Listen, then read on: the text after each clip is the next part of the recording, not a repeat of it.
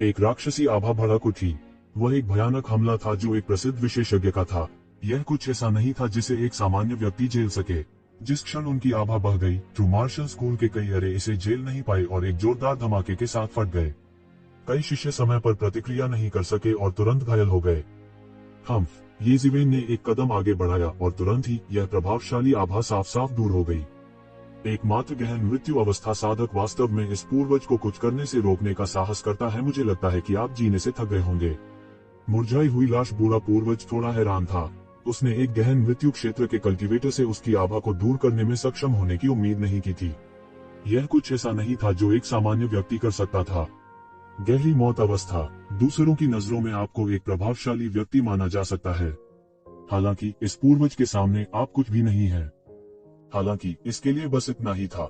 एकमात्र शिखर गहन मृत्यु चरण विशेषज्ञ केवल उसी स्तर पर नहीं था जैसा कि उसके जैसा एक महान व्यक्ति था। भले ही वह केवल पोवान क्षेत्र के पहले स्तर पर था, वह एक गहन मृत्यु क्षेत्र के कल्टीवेटर से कहीं अधिक मजबूत था। जीने से थक गए, येज़िवेन हंसी। कई लोगों ने कहा कि अतीत में, हालांकि वे सभी मेरे हाथों मर गए। क्या घमंडी बच्चा है। मुरझाई हुई लाश बूढ़े पूर्वज ने ठंडेपन से कहा। गड़गड़ाहट। असीम लाश डाव नरक उतरा। यह एक असीम दुनिया थी। एक पल में यह ऐसा था जैसे उन्होंने एक ऐसी दुनिया में घुसपैठ कर ली हो जहां लाश दाव प्रबल हो। उसमें हर तरह की सूखी हुई लाशें और लाशें बिखरी पड़ी थीं। जब वे उतरे तो वे पूरी दुनिया को नष्ट करना चाहते थे और इसे लाश दाव दुनिया में बदलना चाहते थे। वह कोई हरकत करने वाला था। पूरी दुनिया के कानून एक पल में विकृत हो गए। सब कुछ बदलने वाला था। यह लाश दाव दुनिया में बदलने वाली थी। पलक झपकते ही वे पूरी दुनिया के कानूनों को बदल सकते थे। यह कैसी ताकत थी। यह एक लेजेंड की ताकत थी। एक पल में वे ट्रू मार्शल डोमेन जैसी छोटी दुनिया के कानूनों को बदल सकते थे। वे ट्रू मार्शल डोमेन जैसी छोटी दुनिया को भी एक पल में नष्ट कर सकते थे। उन्हें महापुरुष क्यों कहा गया? ऐसा इसलिए था क्योंकि उनकी ताकत पहले से ही दूसरों के लिए एक पौराणिक अस्तित्व थी। अलग अलग दुनिया के अलग अलग स्वभाव थे। कानूनों की ताकत भी बहुत भिन्न थी। यदि वे जुबान विश्व या उजाड़ प्राचीन विश्व जैसी बड़ी दुनिया में होते तो वे अपनी साधना के साथ ऐसा कभी नहीं कर पाते। हालांकि इन बड़ी दुनिया की तुलना में ट्रू मार्शल डोमेन के कानून अपेक्षाकृत सरल थे, इसलिए उन्हें संशोधित करना अपेक्षाकृत आसान था। इसलिए उनकी भयानक ताकत पूरी तरह से दिखाई दे रही थी। मुरझाई हुई लाश के पूर्वज के चेहरे पर ठंडी मुस्कान थी। उसे इस बात की तनिक भी परवाह नहीं थी। अनगिनत लोगों को लाशों में बदलना ही उसे और मजबूत बना देगा। मुरझाई लाश पितृसत्ता। हिम्मत मत करो, क्या तुमने नहीं कहा था कि तुम मुझे आधा दोगे? 6 टांगों वाली मकड़ी दहाड़ती है। चिंता मत करो, मैं आधा रक्तसार रखूंगा। हालांकि उन्होंने लाभ के कारण टीम बनाई, लेकिन उन्होंने इस टीम के साथी को कम आंकने की हिम्मत नहीं की। वह एक महत्वपूर्ण क्षण में इस आदमी द्वारा पीठ में छुरा घोंपना नहीं चाहता था। यह हुई ना बात। 6 पैरों वाली मकड़ी हंसी और बात करना बंद कर दिया। आप वास्तव में मेरे साथ ऐसा व्यवहार कर रहे हैं जैसे मैं कुछ भी नहीं हूँ। येज़िवेन ने ठंडेपन से कहा। पौराणिक चरित्र, मुझे लगता है कि आपकी लंबे समय से प्रशंसा की जा रही है और आप पहले से ही पागल हो गए हैं। येज़िवेन इतना गुस्से में थी कि वह हंस पड़ी। उसके पूरे शरीर की प्रभावशाली आभा बह गई। उसके पास एक प्रकार की आत्मा थी जो पहाड़ों और नदियों को निगल सकती थी। अब मैं आपको बता दूंगा कि पौराणिक पात्र कुछ खास नहीं हैं। वे अभी भी मरेंगे और गिरेंगे। उनके शरीर पर सीधे एक स्क्रॉल दिखाई दिया। यह यिन यांग जीवन और मृत्यु आरेख था। येज़िवेन, जो मूल रूप से राक्षसी थे, ने सीधे एक मुक्का मारा। उसका पूरा शरीर एक आश्चर्यजनक प्रभावशाली आभा के साथ भड़क उठा और मुरझाई हुई लाश के पूर्वज की ओर तेजी से दौड़ पड़ा। तुम मौत को दावत दे रहे हो, मुरझाई हुई लाश के पूर्वज ने ठंडेपन से कहा। वह सीधे आसमान में उड़ गया। एक धमाके के साथ आकाश ढह गया और पृथ्वी फट गई। हमले की भयानक गति ने लगभग पूरी दुनिया को झकझोर कर रख दिया। एक स्क्रॉल उड़ गया और बड़ा होता गया। इसने अचानक पूरे आकाश को ढांक दिया और इसके भीतर ट्रू फोर्स वर्ल्ड की रक्षा की। यह यिन यांग जीवन और मृत्यु आरेख था। कितना अच्छा खजाना है। अफसोस की बात है कि यह आप जैसे किसी के हाथ में नहीं है। यह बहुत बेकार है। मुरझाई हुई लाश पूर्वज की आंखें अचानक चमक उठी। वह एक नजर में देख सकता था कि यह यिन यांग जीवन और मृत्यु आरेख एक अत्यंत अच्छा खजाना था। भले ही यह एक अच्छा खजाना है, यह ऐसा कुछ नहीं है जिसे आप छू सकते हैं। येज़िवेन ने उपहास किया। उनके पूरे शरीर की सुनहरी आकृति ने एक उन्माद फैला दिया। उनकी बढ़ती जीवन शक्ति आकाश में उठी। देखते ही देखते आसमान में दरारें पड़ गईं। बूम! येज़िवेन ने एक मुक्का मारा। मुट्ठी की ऊर्जा ने अनंत काल को काट दिया और विशाल आकाश को चकनाचूर कर दिया। यह एक आकाशगंगा की तरह था। मुरझाई हुई लाश के पूर्वज की ओर विस्फोट कर रहा था। यिन यांग जीवन और मृत्यु आरेख के संरक्षण के साथ उसे इतना चिंतित होने की आवश्यकता नहीं थी। तुम मौत को दावत दे रहे हो। मुरझाई हुई लाश पूर्वज तेजी से चिल्लाई और फिर जमकर पंजा मारकर बाहर निकल गई। मुक्का और पंजा बीच हवा में जमकर टकराए। डांग, तेज आवाज हुई। सबसे तेज रोशनी आश्चर्यजनक तरीके से फैलती है। मुट्ठी की ऊर्जा ने सब कुछ चकनाचूर कर दिया। इन दो शक्तिशाली स्वामियों के बीच की लड़ाई ने सीधे तौर पर सब कुछ तहस नहस कर दिया। यह किस तरह की लड़ाई है? यह बहुत भयानक है। प्राचीन काल से मुझे डर है कि मैंने वास्तव में इस स्तर की लड़ाई नहीं देखी है। यह वास्तव में दुनिया को तोड़ रहा है। इतना मजबूत, दुनिया को तबाह करने वाली आखिरी लड़ाई प्राचीन किताबों में दर्ज है। यह शायद स्टार बीस्ट आक्रमण के दौरान था। मुझे आश्चर्य है कि उस समय कितने पूर्वजों की मृत्यु हुई थी। दोनों पक्षों के देवता शून्य में टकराकर बाहर छलक पड़े। यह कैसे संभव है? आपके पास भी देवता कैसे हो सकते हैं? मुरझाई हुई लाश के पूर्वज ने अविश्वास से कहा। उन्होंने स्पष्ट रूप से येजिवेन के शरीर से देवताओं को बाहर निकलते हुए देखा। इसके अलावा जिस बात ने उसे और भी हैरान कर दिया वह यह थी कि उसके सामने वाले व्यक्ति का भौतिक शरीर वास्तव में इतनी भयानक हद तक इतना मजबूत था। वह बहुत स्पष्ट था कि उसका पिछला जीवन भौतिक साधना का स्वामी था। इसके अलावा शव परिवर्तन और मुरझाई हुई लाश राजा बनने के बाद उनके भौतिक शरीर को लाशदाव द्वारा बढ़ाया गया था। यह अतुलनीय रूप से भयानक था। हालांकि उन्होंने कभी भी एक भौतिक शरीर के बारे में नहीं सुना था जो वास्तव में एक पौराणिक विशेषज्ञ के साथ प्रतिस्पर्धा कर सकता था जबकि वह गहन मृत्यु क्षेत्र में था। इस दुनिया में बहुत सी चीजें हैं जो आप नहीं जानते। ये शिवेन ने उपहास किया और कोई कमजोरी नहीं दिखाई। सुनहरी रोशनी से भरे आकाश में उसके काले बाल हवा में लहरा रहे थे। येजिवेन, तुम येजिवेन हो। मुरझाई हुई लाश के पूर्वज को आखिरकार याद आ गया कि यह व्यक्ति कौन था। क्या यह येजिवेन नहीं थी जिसने कुछ समय पहले हंगामा किया था? उसने पहले भी एक शिवेन का सिलहुट देखा था, लेकिन यह सिर्फ एक जल्दबाजी थी। ऐसा इसलिए था क्योंकि उसने एक शिवेन को मारने की कोशिश नहीं की थी। आखिरकार उनके पीछे अभी भी प्राचीन पूर्वज धर्मगुरु खड़े थे। लेकिन अब जब उसे याद आया तो उसकी आंखों में अचानक शक हो गया। देखने की कोई जरूरत नहीं है, मैं अकेला ही तुमसे निपटने के लिए काफी हूँ, येजिवेन ने उदासीनता से कहा। येजिवेन के शब्दों को सुनकर मुरझाई हुई लाश के पूर्वज को आखिरकार राहत मिली। वह अजीब तरह से हंसा और बोला, नौजवान, तुम में अभी भी कुछ साधना की कमी है। यद्यपि टेंग याओयांग आपके हाथों मरा, वह इसलिए मरा क्योंकि वह एक हृदय दानव के वश में था। एक सच्चे पौराणिक विशेषज्ञ की तुलना में आप अभी भी इससे बहुत दूर हैं। इसके अलावा यहाँ तक टेंग याओयांग भी इस बूढ़े आदमी का विरोधी नहीं है।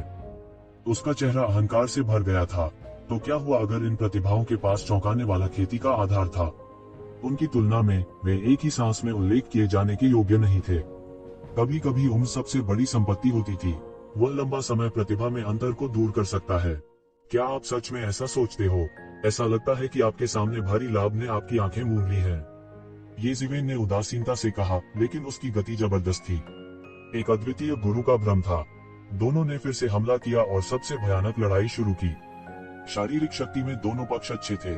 शून्य में जब वे टकराए तो सबसे भयानक चिंगारी उत्पन्न हुई, विशेष रूप से तब जब येजिवेन फिस्ट दाओ अवतार के साथ जुड़ी हुई थी। उसकी युद्ध शक्ति पूरी तरह से खुल गई और शिखर पर चढ़ गई। शून्य पूरी तरह अराजक था। दोनों पक्ष तारों वाले आकाश की गहराई तक लड़े थे। येजिवेन जानबूझकर उसे बाहर ले गए और मुरझाई हुई लाश के पूर्वज ने परवाह नहीं की। वैसे भी उसके लिए यह थोड़ा पहले या थोड़ी देर बाद था। Boom boom boom. ब्रह्मांड में इस तरह के टकराव एक पल में 1000 बार या यहाँ तक 10,000 बार फट सकते हैं। यह इतना तेज था कि यह आश्चर्यजनक था। येजिवेन, जो मार्शल दाओ अवतार के साथ जुड़े हुए थे, एक प्रसिद्ध हस्ती, मुरझाई हुई लाश के पूर्वज का सामना करने में कोई नुकसान नहीं था। खासतौर पर शारीरिक शक्ति की प्रतियोगिता। शारीरिक शक्ति में दोनों पक्ष अच्छे थे। जब वे आकाश में टकराए तो सब कुछ बिखर गया। मुरझाई हुई लाश के पूर्वज डर गए। हालांकि उसने इसे अपने चेहरे पर नहीं दिखाया, लेकिन वह वास्तव में बहुत हैरान था। उन्होंने आखिरकार अफवाह पर विश्वास कर लिया। शायद यह सिर्फ अफवाह नहीं थी। अगर वो अपने लिए इतना बड़ा नाम बना सकता है तो एक शिवेन के पास कोई क्षमता कैसे नहीं हो सकती है। लेकिन फिर भी एक शिवेन की ताकत उसकी कल्पना से पूरी तरह से परे थी। वह अपने दिल में अतुलनीय रूप से क्रोधित था। एक लेजेंड स्टेज विशेषज्ञ के रूप में उसे वास्तव में येजिवेन जैसे एक गहन मृत्यु चरण विशेषज्ञ द्वारा ऐसी स्थिति के लिए मजबूर किया गया था। उसके पास चाहे जो भी कारण हो, अगर यह खबर फैलती तो वह भविष्य में कभी किसी से नहीं मिल पाता। भविष्य में जब भी येजिवेन की महान उपलब्धियों का उल्लेख किया जाता तो वह सबसे बड़ा खलनायक बन जाता। भाड़ में जाओ। एक भयानक पंजा छाया नीचे गिरा। यह अतुलनीय रूप से शक्तिशाली था। हालांकि वह अपने दिल में गुस्से में था, वह एक अतुलनीय शक्तिशाली व्यक्ति भी था। वह कमजोरी कैसे दिखा सकता है? इसे भूल जाओ, मैं मूल रूप से तुम्हें खुद को प्रशिक्षित करने के लिए उपयोग करना चाहता था, लेकिन अब ऐसा लगता है कि इसकी कोई आवश्यकता नहीं है। ये ज़िवेन की उदासीन आवाज सुनाई दी। उसके पीछे एक और भी बड़ी आकृति धीरे धीरे उसके शरीर में विलीन हो गई। यह तलवार धारण करने वाला एक आदरणीय था। यह तलवार दाव के अवतार की तरह था, जो अपने रास्ते में सब कुछ मिटा देता था। एक दूसरा मार्शल दाव अवतार। यह कैसे हो सकता है? मुरझाई हुई लाश के पूर्वज ने ये ज़िवेन को डरावनी दृष्टि से देखा। उसने कभी नहीं सोचा था कि ये ज़िवेन वास्तव में एक दूसरे मार्शल दाव अवतार की निंदा करेगी। एक मार्शल दाव अवतार को संघनित करना और एक मार्शल दाव अवतार को संघनित करना पूरी तरह से अलग थे। वे समान स्तर के भी नहीं थे। स्विश! तलवार दाव की एक लंबी नदी की तरह एक शानदार तलवार प्रकाश क्षैतिज रूप से फिसल गया। ये ज़िवेन चले गए। इसके अलावा उन्होंने पूर्वज के मुरझाए हुए शव पर हमले की पहल की। यह बहुत चौंकाने वाला था। यह अकल्पनीय था, विशेष रूप से ट्रू मार्शल स्कूल के लोगों के लिए। उनमें से कोई भी एक भयानक प्रतिद्वंद्वी था जो दुनिया को नष्ट कर सकता था। वे बस ऐसे अस्तित्व थे जो मिथकों और किंवदंतियों में मौजूद थे। यहाँ तक सबसे मजबूत हुआंग वूजी, जिसने ट्रू मार्शल स्टोन तलवार का इस्तेमाल किया, उनसे निपटने में सक्षम नहीं होगा। दूसरों की तो बात ही छोड़ दें। हालांकि ये ज़िवेन वास्तव में इस तरह की लड़ाई में बढ़त हासिल करने में सक्षम थी। यह बस डरावना था। इतना मजबूत छोटा भाई फिर से मजबूत हो गया है। हुआंग वूजी अपनी आंखों के डरावनेपन को छुपा नहीं सका। इतने लंबे समय तक हौसला अफजाई करने के बाद ये ज़िवेन वास्तव में फिर से मजबूत हो गई थी, और सिर्फ थोड़ा सा नहीं, लेकिन बड़े अंतर से। वह महसूस कर सकता था कि पिछली बार जब ये ज़िवेन वापस आया था, तो वह इस बार जितना मजबूत नहीं था, उसका 10वां हिस्सा भी नहीं था। ये ज़िवेन का किस तरह का चमत्कारी सामना हुआ था। यहाँ तक उन्हें भी शक होने लगा कि क्या उन्होंने ट्रू मार्शल यूनिवर्सिटी में रहने का सही फैसला किया है। केवल कुछ 100 साल ही बीते थे, लेकिन उसे ऐसा लगा जैसे हजारों साल बीत गए हों। खासकर जब ये ज़िवेन की तेजी से उन्नति की तुलना की गई, तो वह और भी हीन लग रहा था।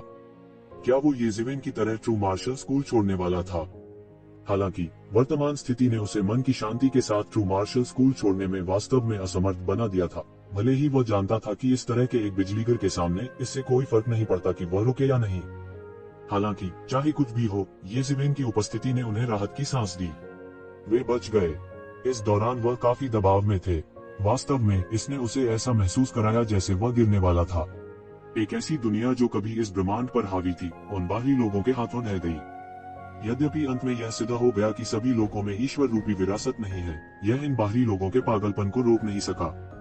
एक को गलत तरीके से जाने देने से बेहतर है कि 10,000 को गलत तरीके से मार दिया जाए। यह उनके दिलों में सोचने का सबसे विशिष्ट तरीका था। यहाँ लिटिल जूनियर ब्रदर के साथ कम से कम ट्रू मार्शल डोमेन बख्शा जाएगा। जहाँ तक दुनिया की बात है, वह अब उनकी परवाह नहीं कर सकता था। ये बाहरी लोग बहुत मजबूत थे। इस समय ये ज़िवेन का ज्वार जैसा हमला पहले ही शुरू हो चुका था। बूम! लगभग उसी क्षण ऐसा प्रतीत हुआ कि पूरा ब्रह्मांड नष्ट हो गया है। इस शक्तिशाली शॉकवेव के हमले के तहत यिन यांग लाइफ एंड डेथ डायग्राम भी पागलपन से कांपने लगा। यिन यांग लाइफ एंड डेथ पावर ने पूरे ट्रू मार्शल डोमेन की रक्षा करते हुए पागलपन से पलटवार करना शुरू कर दिया। यह बहुत भयानक था। यहाँ तक ट्रू मार्शल स्कूल के लोग, जो यिन यांग लाइफ एंड डेथ डायग्राम के तहत छिपे हुए थे, ने भी एक कपकपी महसूस की। ऐसी भयानक शक्ति का सामना करते हुए, हालांकि वे इसे स्वीकार करने के लिए तैयार नहीं थे, वे अपने दिल में यह भी जानते थे कि वे चींटियों की तरह हैं। इससे पहले जब बाई मोजियाओ पुनर्जीवित हुई थी, तो यह इतना भयानक नहीं था। कम से कम हुआंग वूजी ने ट्रू मार्शल स्टोन तलवार का इस्तेमाल करने के बाद भी वह इसका विरोध करने में सक्षम था। लेकिन अब यह इस स्तर पर नहीं था कि वे संपर्क में आ सके। यह पौराणिक देवताओं के बीच युद्ध की तरह था। टकराना। मुरझाए हुए पूर्वज ने ये ज़िवेन की तलवार को बमुश्किल झेला, लेकिन उसका पूरा शरीर लगातार पीछे हट रहा था। उसकी आंखों में एक अवर्णनीय भयावहता थी। हालांकि उसने ये ज़िवेन की तलवार का सामना किया था, उसे केवल यह महसूस हुआ कि उसका शरीर कांप रहा था।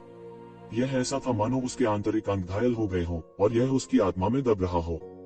उसने कभी इतने शक्तिशाली अस्तित्व, इतने शक्तिशाली विरोधी का सामना नहीं किया था। उनकी ताकत उनका भौतिक शरीर और उनकी ताकत थी। उसने हमेशा सभी मजबूत दुश्मनों को कुचलने के लिए इसका इस्तेमाल किया था, लेकिन यह पहली बार था जब किसी ने जीत हासिल की थी। इससे वह मदद करने में असमर्थ हो गया, लेकिन उसके चेहरे पर भय के भाव प्रकट हो गए। हालांकि डर का ऐसा रूप केवल एक पल के लिए चमका और फिर गायब हो गया। वह एक शक्तिशाली मिथक क्षेत्र विशेषज्ञ था और वह किसी को भी अपने अधिकार को चुनौती देने की अनुमति नहीं देता था। देवताओं का प्रयोग उनके राज्य के लोगों के लिए किया जाता था और वे पहले से ही आधे देवता थे। वे दूसरों को अपने अधिकार को चुनौती देने की अनुमति कैसे दे सकते हैं? वे निश्चित तौर पर इसे बर्दाश्त नहीं करेंगे। मारना, मुरझाया हुआ पूर्वज गर्जना करता है और लाश की ऊर्जा आकाश में बढ़ जाती है। शव ऊर्जा ने आकाश को भर दिया और शून्य ढह गया। ब्रह्मांड में एक विशाल तारा अचानक बिखर गया और सबसे भयानक दरार बह गई। वह अब खाली हाथ नहीं था, उसके हाथ में एक टूटा हुआ परशु था। इस टूटे हुए परशु का सिर आधा टूटा हुआ था और इसका पूरा शरीर दरारों से भरा हुआ था। यह एक शक्तिशाली उपकरण था जो उनके पूर्ववर्ती का था। उनकी मृत्यु के बाद यह उनके पूर्ववर्ती सोने के साथ गया। बाद में अपने आध्यात्मिक ज्ञान को जगाने के बाद यह उनके हाथों में आ गया, लेकिन उन्होंने कभी इसका इस्तेमाल नहीं किया। उन्हें इस हद तक किसी दुश्मन ने मजबूर नहीं किया था। येज़िवेन ने अपनी आंखें सिकोड़ ली। इस टूटे हुए परशु के पूरे शरीर में एक अकथनीय कांस्य रंग था और टूटे हलबट की दरारों से अभी भी खून टपक रहा था। इस रक्त में भयानक ऊर्जा के उतार चढ़ाव थे। वह नहीं जानता था कि इसने उन दुश्मनों के खून को दागा है जिनका उसने सिर काटा था या अपने मालिक का। अनगिनत साल बीत चुके थे और समय के उलटफेर बीत चुके थे। हालांकि उन खून के धब्बों ने सूखने का जरा सा भी संकेत नहीं दिखाया। इसके विपरीत वे तब भी वैसे ही दिखते थे जैसे पहली बार परशु दागने के समय थे। इस टूटे हुए हलबट का मालिक एक अत्यंत भयानक अस्तित्व होना चाहिए। येज़िवेन, इस टूटे परशु के नीचे मरना आपके लिए सम्मान की बात है। मुरझाए हुए पूर्वज ने अपने टूटे परशु को लहराया और विशाल आकाश में लकीर खींच दी। अंतहीन अराजकता आसमान से नीचे गिरी और राक्षसी क्रूरता के साथ येज़िवेन के चेहरे पर वार किया। डांग, येज़िवेन ने सीधा हमला किया। उसकी उंगलियों से दिव्य प्रकाश की एक किरण फूटी और उसकी पूरी हथेली को लपेट लिया। फिर वह जबरन टूटे हुए परशु से टकरा गया और राक्षसी शक्ति को बहने दिया। सुनहरी दैवीय रोशनी लाश की असीम ऊर्जा से टूट गई और सीधे टूटे परशु के सिर को पकड़ लिया। यह सीधे टक्कर की भयानक आवाज से टकराया। हुआलाला। जब भयानक लहर आई तो येज़िवेन के कपड़े बुरी तरह से लहरा रहे थे और उसके बाल शून्य में बेतहाशा नाच रहे थे। यह ऐसा था जैसे वह एक तूफानी समुद्र में एक हिंसक तूफान का सामना करने वाली एक छोटी नाव हो। हालांकि यह बेहद खतरनाक लग रहा था, वास्तव में यह चट्टान की तरह दृढ़ था। यह कुछ ऐसा नहीं था जिसे साधारण लोग हिला सकें। येज़िवेन की आंखें अचानक तेज हो गईं। उसने अपनी आंखें सिकोड़ ली। इस टूटे हुए परशु की शक्ति अद्वितीय थी और यहाँ तक कि उसका हाथ भी थोड़ा सुन्न महसूस हुआ। लेकिन यह यहाँ समाप्त होता है। आज मैं तुम्हें स्वर्ग में उठा लूंगा। येज़िवेन का चेहरा ठंडा था और वह जोर से चिल्लाया। उसके शरीर पर सुनहरा प्रकाश एक सर्वोच्च दिव्य मार्ग में संघनित हो गया। मरना, एक और गगनभेदी दहाड़ सुनाई दी। शून्य में एक विशाल नुकीला पंजा सब कुछ चीर कर निकल गया। एक अन्य पौराणिक गुरु ने एक चाल चली और वह 6 पैरों वाला मकड़ी का राक्षस था। उनका पूरा शरीर अद्भुत दिव्य प्रकाश से फूट पड़ा और स्वर्ण देवत्व लगातार फैल गया। यह बहुत चकाचौंध था, जैसे कि शून्य में एक और सूरज सीधे उड़ गया हो। ये देवता उसे दबाने के लिए सीधे येज़िवेन की ओर दौड़ पड़े। यह भयानक शक्ति दुनिया की हर चीज को दबा सकती थी। यह देवताओं को भी फंसा सकता था। यह सभी प्रकार के तावीजों से बना था। प्रत्येक तावीज जलता हुआ प्रतीत हो रहा था। यह एक आश्चर्यजनक शक्ति से जल रहा था। वह भयानक शक्ति लगातार छींटे मार रही थी। येज़िवेन का सामना करते हुए, जिसने 2 मार्शल आर्ट अवतारों के साथ ओवरलैप किया था, उसने उसे जरा सा भी कम आंकने की हिम्मत नहीं की। एक व्यक्ति जिसने एक मार्शल आर्ट क्लोन के साथ विलय कर लिया था, उसे पहले से ही एक अद्वितीय प्रतिभा के रूप में माना जाता था। अकेले किसी को जिसने 2 के साथ जोड़ा था, उसकी उम्र को देखते हुए यह बस चौंकाने वाला था और यह ऐसा कुछ नहीं था जिसकी हम लोग कल्पना कर सकते थे। बजना, येज़िवेन घबराई नहीं। उसके शरीर से लगातार सुनहरी दिव्यताएं निकलती थी और राक्षसी तलवार क्यूई में परिवर्तित हो जाती थी जो उड़ जाती थी। यह रोशनी की बारिश की तरह नीचे गिर गया। यह अत्यंत तेजस्वी था। हालांकि इन चमकदार तलवार रोशनी में एक भयानक शक्ति थी जो पूरे ग्रह को नष्ट कर सकती थी। 6 पैरों वाला मकड़ी राक्षस का विशाल पिंजरा हल्की बारिश से भरे आकाश से टकराया और वह येज़िवेन के बिल्कुल भी करीब नहीं जा सका, इसलिए वह येज़िवेन को दबा नहीं सका। दूर से येज़िवेन एक भगवान की तरह लग रहा था और सुनहरे दिव्यता ने उसके पूरे शरीर को ढक लिया, एक सर्वोच्च देवता की तरह पूरी तरह से घनीभूत। यह स्वर्ग और पृथ्वी के बीच एक वास्तविक युद्ध जैसा था। 2 पौराणिक गुरुओं ने कानूनों को नियंत्रित किया, सब कुछ तोड़ मरोड़ कर पेश किया और सब कुछ तोड़ मरोड़ कर पेश किया, जबकि येज़िवेन सभी कानूनों को हराने के लिए काफी मजबूत था। चाहे किसी भी तरह के कानून हो, वे सभी टूट गए थे। येज़िवेन के सिर के ऊपर 5 तत्व कियान युवान आरेख उसकी रक्षा करते हुए दिखाई दिए। इस समय येज़िवेन ने अपनी 5 अंगुलियों को मुट्ठी में जकड़ लिया और अचानक मुक्का मार दिया। इस समय वास्तव में एक प्रकार की सरल और शक्तिशाली दाव आभा थी जो अंतहीन मुट्ठी दाव कानूनों के साथ जुड़ी हुई थी। येज़ेबेल एक उंगली तोड़ने के सिद्धांत को कैसे नहीं समझ सकता था। 10 अंगुलियों को घायल करना 10 अंगुलियों को घायल करने जितना अच्छा नहीं है।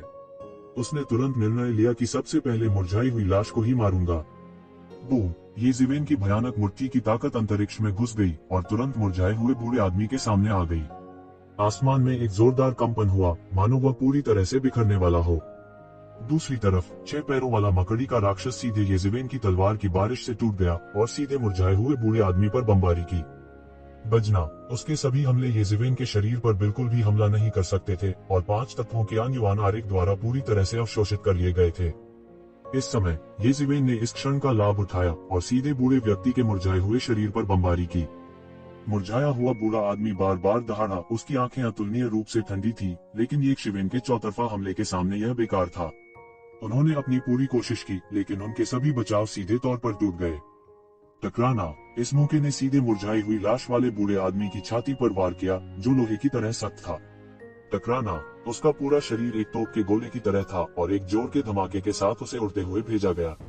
उनकी कलात्मक अवधारणा द्वारा बनाई गई लाश डाउट दुनिया एक जोरदार धमाके के साथ ढह गई। पफ! उसने सीधे मुंह से खून उगल दिया और गहरे हरे रंग के खून ने पूरे ब्रह्मांड को प्रदूषित कर दिया।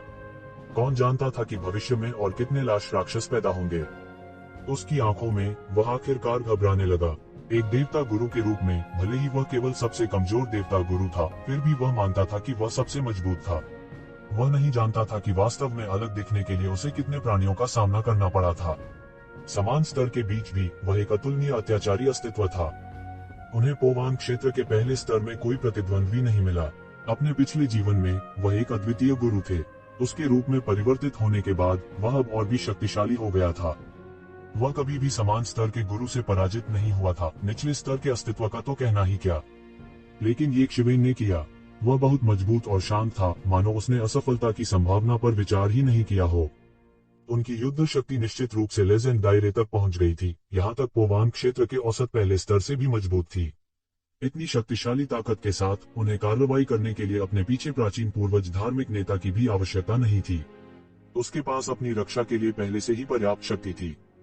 आखिरकार वो समझ गया कि येज़ेबेल ने उसके मामलों में दखल देने की हिम्मत क्यों की। यह पता चला कि उसे येज़ेबेल ने भी गंभीरता से नहीं लिया था।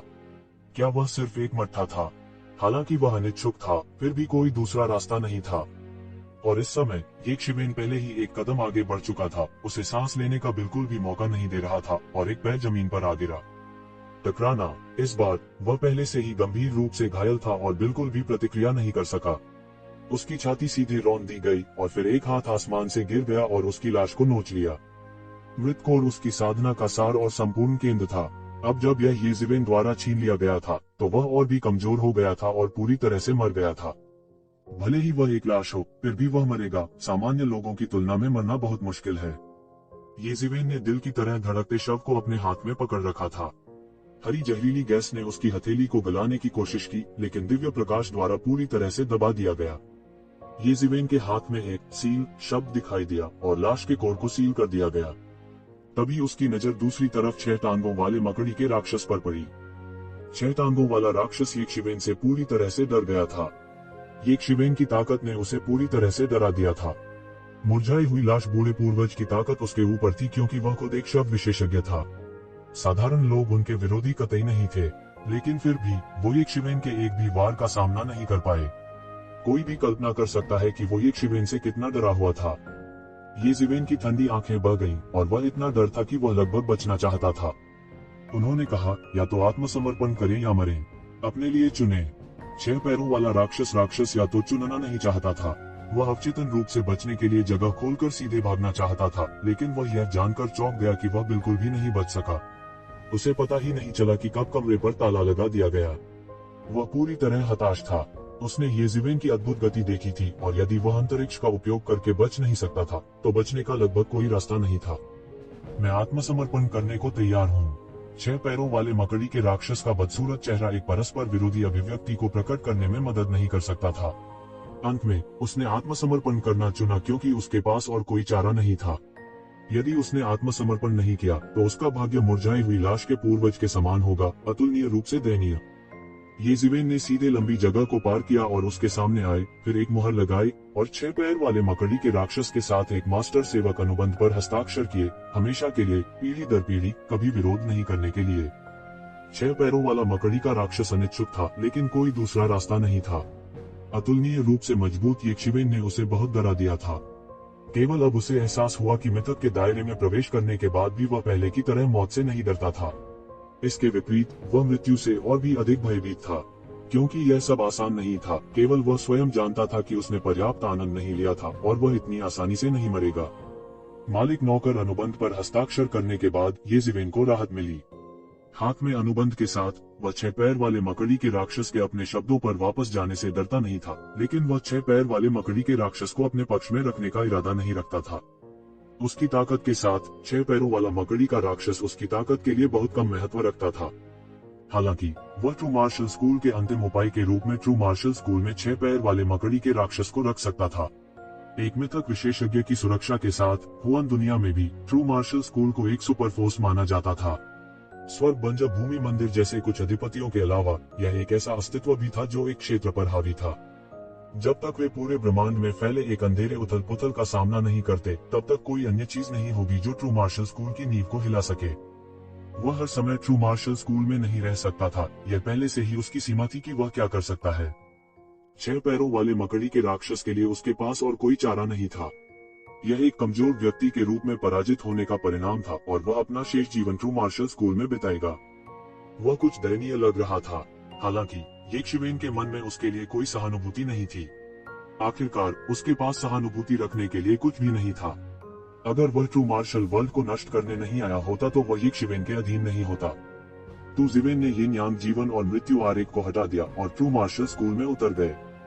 छोटा भाई हुआंग वूजी ने जल्दी से उनका अभिवादन किया। उनके अलावा येशिवेन के कई पुराने दोस्त भी उनका अभिवादन करने के लिए आगे आए। कुल मिलाकर अभी ज्यादा साल नहीं हुए थे। यह एक कल्टीवेटर के लंबे जीवन काल के लिहाज से बहुत कम समय नहीं था। हालांकि यह भी बहुत लंबा समय नहीं था। मूल रूप से उनके सभी पुराने मित्र और परिचित अभी भी जीवित और स्वस्थ थे। ये कबीले के लोग किनारे से येशिवेन की वापसी देख रहे थे। वे असाधारण रूप से उत्साहित थे। शुरू में उन्होंने सोचा कि कोई उम्मीद नहीं थी। कौन जानता था कि येशिवेन एक बार फिर ट्रू मार्शल स्कूल को बचा लेगी। हालांकि येशिवेन के पीछे चलने वाले 6 पैरों वाले मकड़ी के राक्षस ने अभी भी सभी को बेहद भयभीत कर दिया था। हालांकि वे जानते थे कि यह येशिवेन द्वारा वश में किया गया था, लेकिन जब यह ट्रू मार्शल स्कूल में बह गया तो वे इसके क्रूर रूप को कभी नहीं भूलेंगे। छोटे जूनियर भाई, मैंने इस बार आपको फिर से परेशान किया है। मैं वास्तव में बेकार हूँ। मैं ट्रू मार्शल स्कूल की रक्षा बिल्कुल नहीं कर सकता, हुआंग वूजी ने कहा। बिग सीनियर ब्रदर, इसके बारे में चिंता मत करो।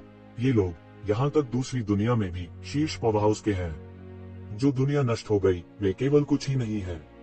येशिवेन ने अपना हाथ हिलाया और उसे दिलासा दिया। आदेश दो, जो शरण लेने गए थे वे वापस आ जाएं। हुआंग वूजी ने अपने आसपास के लोगों से कहा। येशिवेन ने थोड़ा सिर हिलाया। उन्होंने इसके बारे में पहले ही सोच लिया था। हुआंग वूजी ने एक बैकअप योजना की व्यवस्था की होगी। हालांकि वे इन अलौकिक आगंतुकों के विरोधी नहीं हो सकते हैं, कम से कम वे कुछ बीज रख सकते हैं। शायद भविष्य में एक दिन वे ट्रू मार्शल स्कूल का पुनर्निर्माण कर सकें। आखिरकार युहुआ सीमा और अन्य दुनिया को नष्ट हुए कई दिन बीत चुके थे। उन्हें खबर मिल चुकी थी। बिग सीनियर ब्रदर, यह लड़का भविष्य में ट्रू मार्शल स्कूल की रखवाली करेगा। जब तक इस स्तर की अशांति नहीं है, तब तक कोई समस्या नहीं होनी चाहिए, येशिवेन ने कहा। जब ट्रू मार्शल स्कूल में सभी ने यह सुना तो वे वास्तव में हैरान और खुश हुए। उन्हें उम्मीद नहीं थी कि येशिवेन के पास वास्तव में ऐसा विचार था जब उसने 6 पैरों वाले मकड़ी के राक्षस को वश में कर लिया था। हालांकि 6 पैरों वाले मकड़ी के राक्षस को येशिवेन ने दबा दिया था। हर कोई यह भी बहुत स्पष्ट था कि ऐसा नहीं था कि 6 पैरों वाला मकड़ी का राक्षस बहुत कमजोर था, लेकिन येशिवेन बहुत मजबूत था। अगर उन्हें ऐसे बिजली घर की मदद मिल सकती है तो ट्रू मार्शल स्कूल वास्तव में भविष्य में माउंट ताई की तरह स्थिर होगा। येशिवेन के अस्तित्व के अलावा वे इस बार इस उथल पुथल से बचने में सक्षम हो सकते हैं। इस बार की भयानक उथल पुथल ने वास्तव में उन्हें एहसास कराया था कि वे कितने कमजोर थे। इस दुनिया में ऐसे अस्तित्व थे जो उनसे कहीं अधिक शक्तिशाली थे। इन पुराने दोस्तों के चेहरों को देखकर येशिवेन के पास भी कहने के लिए शब्द भरे पड़े थे, लेकिन इस समय उसके पास समय नहीं था क्योंकि यह बहुत जरूरी था। उन्होंने जिस स्थिति को समझा उसके अनुसार मुरझाई हुई लाश पूर्वज और 6 पैरों वाला मकड़ी का राक्षस केवल उन लोगों से बहुत दूर थे जिनके पास ट्रू मार्शल स्कूल के बारे में विचार थे। बस इतना था कि वे दोनों जल्दी आ गए। वास्तव में बाद में आने वाले मिथ मास्टर्स की लहर होगी। हाँ, यह एक लहर थी, केवल एक या दो नहीं। ट्रू मार्शल स्कूल के लिए यह असली परीक्षा की शुरुआत थी। उनके लिए आराम करने का समय बहुत दूर था। हालांकि वह इन लोगों को बताने का इरादा नहीं रखता था, क्योंकि यह बिल्कुल भी अर्थहीन था। बिग सीनियर ब्रदर, चलो कहीं और बात करते हैं, ये जिवेन ने कहा। हुआन वूजी ने देखा कि जीतने के बाद ये जिवेन में जरा सा भी उत्साह नहीं था, और उन्होंने अचानक महसूस किया कि यह मामला जितना उन्होंने सोचा था उससे कहीं अधिक गंभीर था। अन्यथा ये शिवेन की ताकत के साथ उसकी ऐसी अभिव्यक्ति नहीं होती। उसने तुरंत अपने चेहरे से मुस्कान हटा ली और ये शिवेन को एक गुप्त कमरे में ले गया। छोटे भाई, क्या कोई बदलाव है? हुआन वूजी से पूछा। हालांकि हुआन वूजी की साधना ये जिवेन जितनी अच्छी नहीं थी, इसका मतलब यह नहीं था कि वह मूर्ख था। उसने तुरंत सीधे पूछा। ये जिवेन ने हुआन वूजी पर नजर डाली और कहा, निश्चित रूप से मैं अभी भी इसे बड़े वरिष्ठ भाई से नहीं छिपा सकता। वास्तव में यह केवल इन दोनों से बहुत दूर है जो इस बार आए थे। अभी भी पीछे एक बड़ी लहर है। हुआन वूजी का रंग तुरंत बदल गया। उन्होंने ये शिवेन के शब्दों के चयन पर भी ध्यान दिया। यह एक लहर थी, इसके अलावा यह एक बड़ी लहर थी। बस इन दोनों ने पहले ही ट्रू मार्शल स्कूल को उल्टा कर दिया था। उल्लेख नहीं है, अभी भी पीछे से विशेषज्ञों की एक बड़ी लहर आ रही थी। क्या स्वर्ग वास्तव में मेरे ट्रू मार्शल स्कूल को मरना चाहता है? यहाँ तक हुआन वूजी के दृढ़ दिमाग के साथ वह इस समय अपनी अभिव्यक्ति को बदले बिना नहीं रह सका। छोटा भाई, तो तुम भी कुछ नहीं कर सकते, हुआन वूजी ने कहा। वास्तव में अगर यह सिर्फ एक साधारण गुरु है तो मैं जितने चाहूं उतने लोगों को मार सकता हूँ। हालांकि इस क्षेत्र के स्वामी अलग है, इस क्षेत्र के स्वामी मिथक क्षेत्र में है।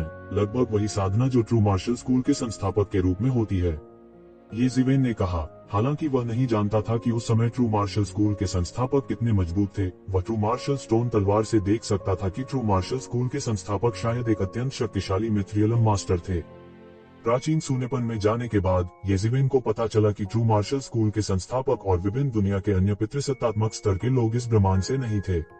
वे प्राचीन वीरानी से पीछे हट गए थे। ये कबीले में पहुंचने के बाद ये जिवेन ने ट्रू मार्शल डोमेन की उत्पत्ति की जांच करने की पूरी कोशिश की थी। हालांकि उन्हें जो जानकारी मिली उसके अनुसार यह बहुत दूर का इतिहास था। वास्तव में यह राजाओं के उदय के युग से भी अधिक दूर था। केवल कुछ ही अभिलेख थे जिनमें इस बात का उल्लेख था। उस दूर के युग में मानव जाति की स्थिति अब की तुलना में बहुत कम बेहतर थी। वे प्राचीन वीरानी के अधिपतियों में से एक भी नहीं थे। युद्ध के बाद जिसने दानव जाति के शासन को नष्ट कर दिया, किंग सम्राट ने मानव जाति के कुछ पूर्वजों को स्वर्ग के दायरे में वापस लाया। बाकी लोगों ने प्राचीन सूनेपन में रहना चुना और कठिनाई से जीवित रहे। विभिन्न कारणों से वे स्वर्ग लोक में नहीं लौटे। उस समय यह अभी भी प्राचीन उजाड़ था। हालांकि किंग सम्राट द्वारा दानव जाति की उच्च स्तरीय ताकतों को नष्ट कर दिया गया था। शेष सेनाएं उस समय के कमजोर मनुष्यों की तुलना में कहीं अधिक मजबूत थीं। उस समय मानव जाति के पूर्वज वास्तव में स्वर्ग और पृथ्वी के खिलाफ लड़ रहे थे। फिर भी वे राक्षस जाति के दमन के तहत लगातार पराजित हुए। यह नस्ल के विलुप्त होने का लगभग समय था। ऐसी परिस्थितियों में मानव जाति के उच्च अधिकारी ने कुछ विशेषज्ञों को भेजने का फैसला किया ताकि वे अपने कुछ कुलों को अन्य छोटी दुनिया में ला सकें। ये लोग ट्रू मार्शल स्कूल के संस्थापक और अन्य थे। दानव जाति को इन दुनिया में पलटवार करने और मारने से रोकने के लिए उन्होंने ट्रू मार्शल डोमेन में प्राचीन वीरानी के मार्ग को सील कर दिया। बाद में ट्रू मार्शल डोमेन के लोगों ने प्राचीन सूनेपन से संपर्क काट दिया। धीरे धीरे ये मामले प्राचीन काल के रहस्य बन गए।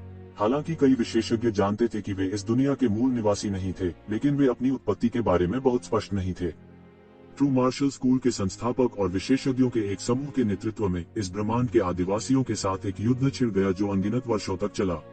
अंत में इस दुनिया के आदिवासियों का सफाया हो गया और उन्होंने इस ब्रह्मांड पर कब्जा कर लिया। हालांकि उस समय सैकड़ों हजारों वर्ष बीत चुके थे। किसी को दूसरी दुनिया के अस्तित्व की याद नहीं थी, नहीं उन्हें पता था कि आदिकाल में स्थिति कैसी थी। यहाँ तक ट्रू मार्शल स्कूल के संस्थापक और अन्य लोग भी उस समय इस दुखद मामले पर बात करने को तैयार नहीं थे। शायद उनकी राय में जो कबीले अभी भी उजाड़ पुरातनता में थे, वे पूरी तरह से खत्म हो गए थे। जैसे जैसे समय बीतता गया, संपर्क का यह दौर वैसे ही टूट गया। ये जिवेन ने जो कुछ सीखा था उसके अनुसार मानव जाति नष्ट नहीं हुई थी जब उन्होंने अपने कुछ विशेषज्ञों को ट्रू मार्शल क्षेत्र में शरण लेने के लिए भेजा था। इसके विपरीत प्राचीन काल में स्थिति में जबरदस्त परिवर्तन आया था। दानव जाति, जो मूल रूप से अधिपति थी, को 100 रेस एलायंस और समुद्री जाति द्वारा चुनौती दी गई थी, जिससे मानव जाति को अंत में उठने का मौका मिला। इसके अलावा इसके बाद के अनगिनत वर्षों में मानव जाति से कई नायक उभरे। यहाँ तक कि 4 शीर्षक वाले राजा भी थे जिन्होंने अपने ताव को सिद्ध किया था। इसने वास्तव में मानव जाति के शक्तिशाली अधिपति बनने की नींव रखी। इसके विपरीत न केवल इसे नष्ट नहीं किया गया, बल्कि यह प्राचीन उजाड़ युग का अधिपति भी बन गया। यह कुछ ऐसा था जिसकी किसी ने उम्मीद नहीं की थी। जैसा कि कहा जाता है, मनुष्य प्रस्तावित करता है, भगवान निस्तारण करता है। तो वह भी बहुत उत्सुक था कि ट्रू मार्शल स्कूल और इमेजिन स्कूल, जो स्पष्ट रूप से ताकत के मामले में बहुत अधिक नहीं थे, के पास अद्भुत विरासत और ऐसे अतुलनीय शक्तिशाली मार्शल उपकरण थे। ऐसा इसलिए था क्योंकि उनकी उत्पत्ति असाधारण थी। कुआन हुजी का चेहरा अचानक बदल गया। हालांकि वह संस्थापक के दायरे को नहीं जानता था, वह प्राचीन पुस्तकों से यह भी जानता था कि यह एक पृथ्वी को चकनाचूर करने वाली शक्ति थी, एक भयानक शक्ति जो लगभग सभी दिशाओं को नष्ट कर सकती थी। उसके बाद संस्थापक ने अनगिनत आदिवासियों की घेराबंदी से मानव जाति का नेतृत्व करने के लिए ऐसी ताकत पर भरोसा किया और धीरे धीरे ट्रू मार्शल दायरे की नींव खोली। उनमें से केवल एक ही नहीं, बल्कि उनका एक बड़ा समूह था। बिना किसी संदेह के यह लगभग एक आपदा थी, और अब मेरी युद्ध शक्ति ने उस दायरे के किनारे को छू लिया है। अगर ये दोनों सिर्फ अस्तित्व हैं जो अभी अभी इस दायरे में पहुंचे हैं, तो मैं अभी भी उनसे निपट सकता हूं। हालांकि मुझे नहीं पता कि उनमें से कितने हैं इस दायरे का शिखर। मुझे डर है कि मैं उनसे निपट नहीं सकता।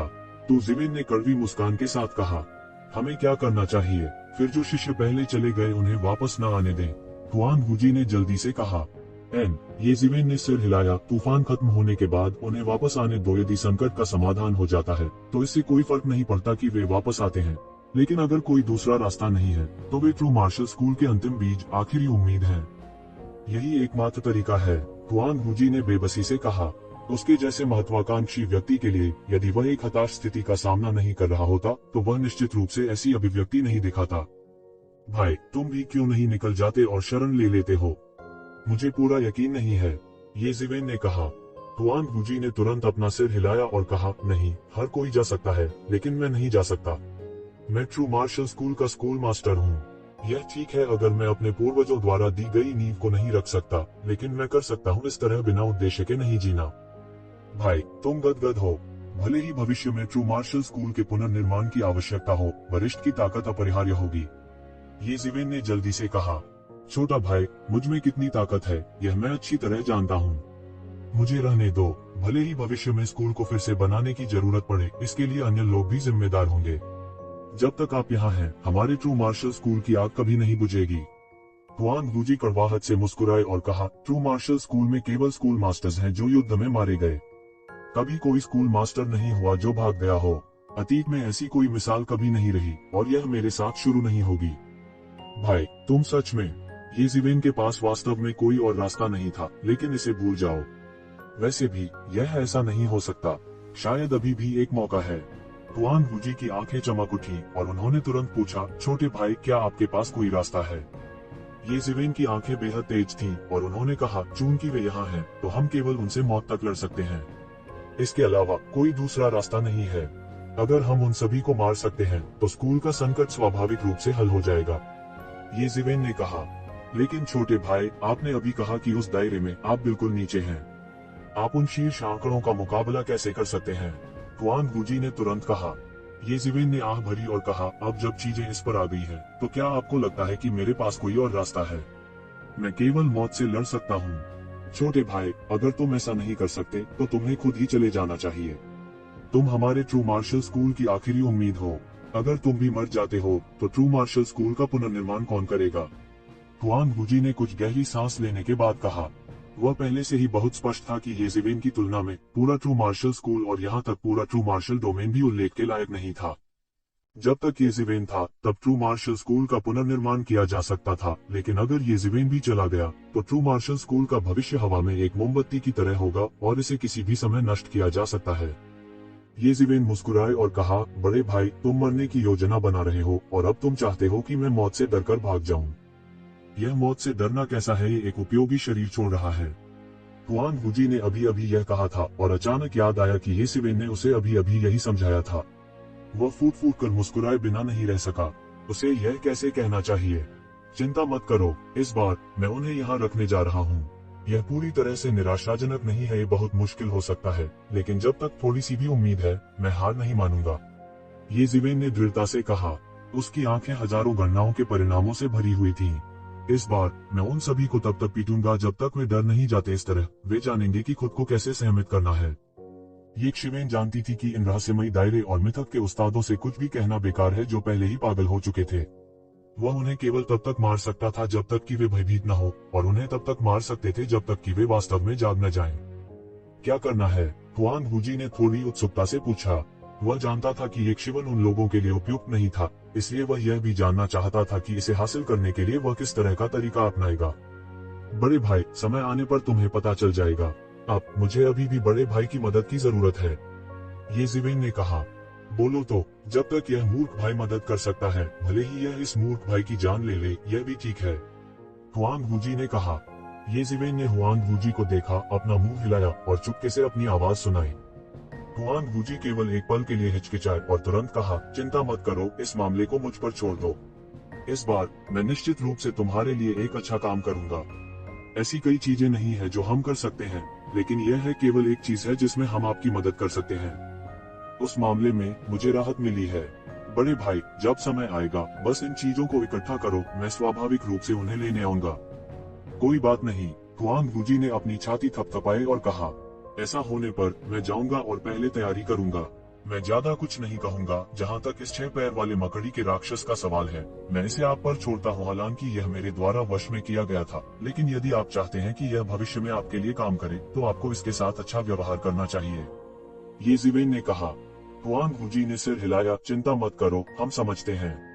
छोटे भाई, तुम आगे बढ़ सकते हो, फिर मैं जा रहा हूँ।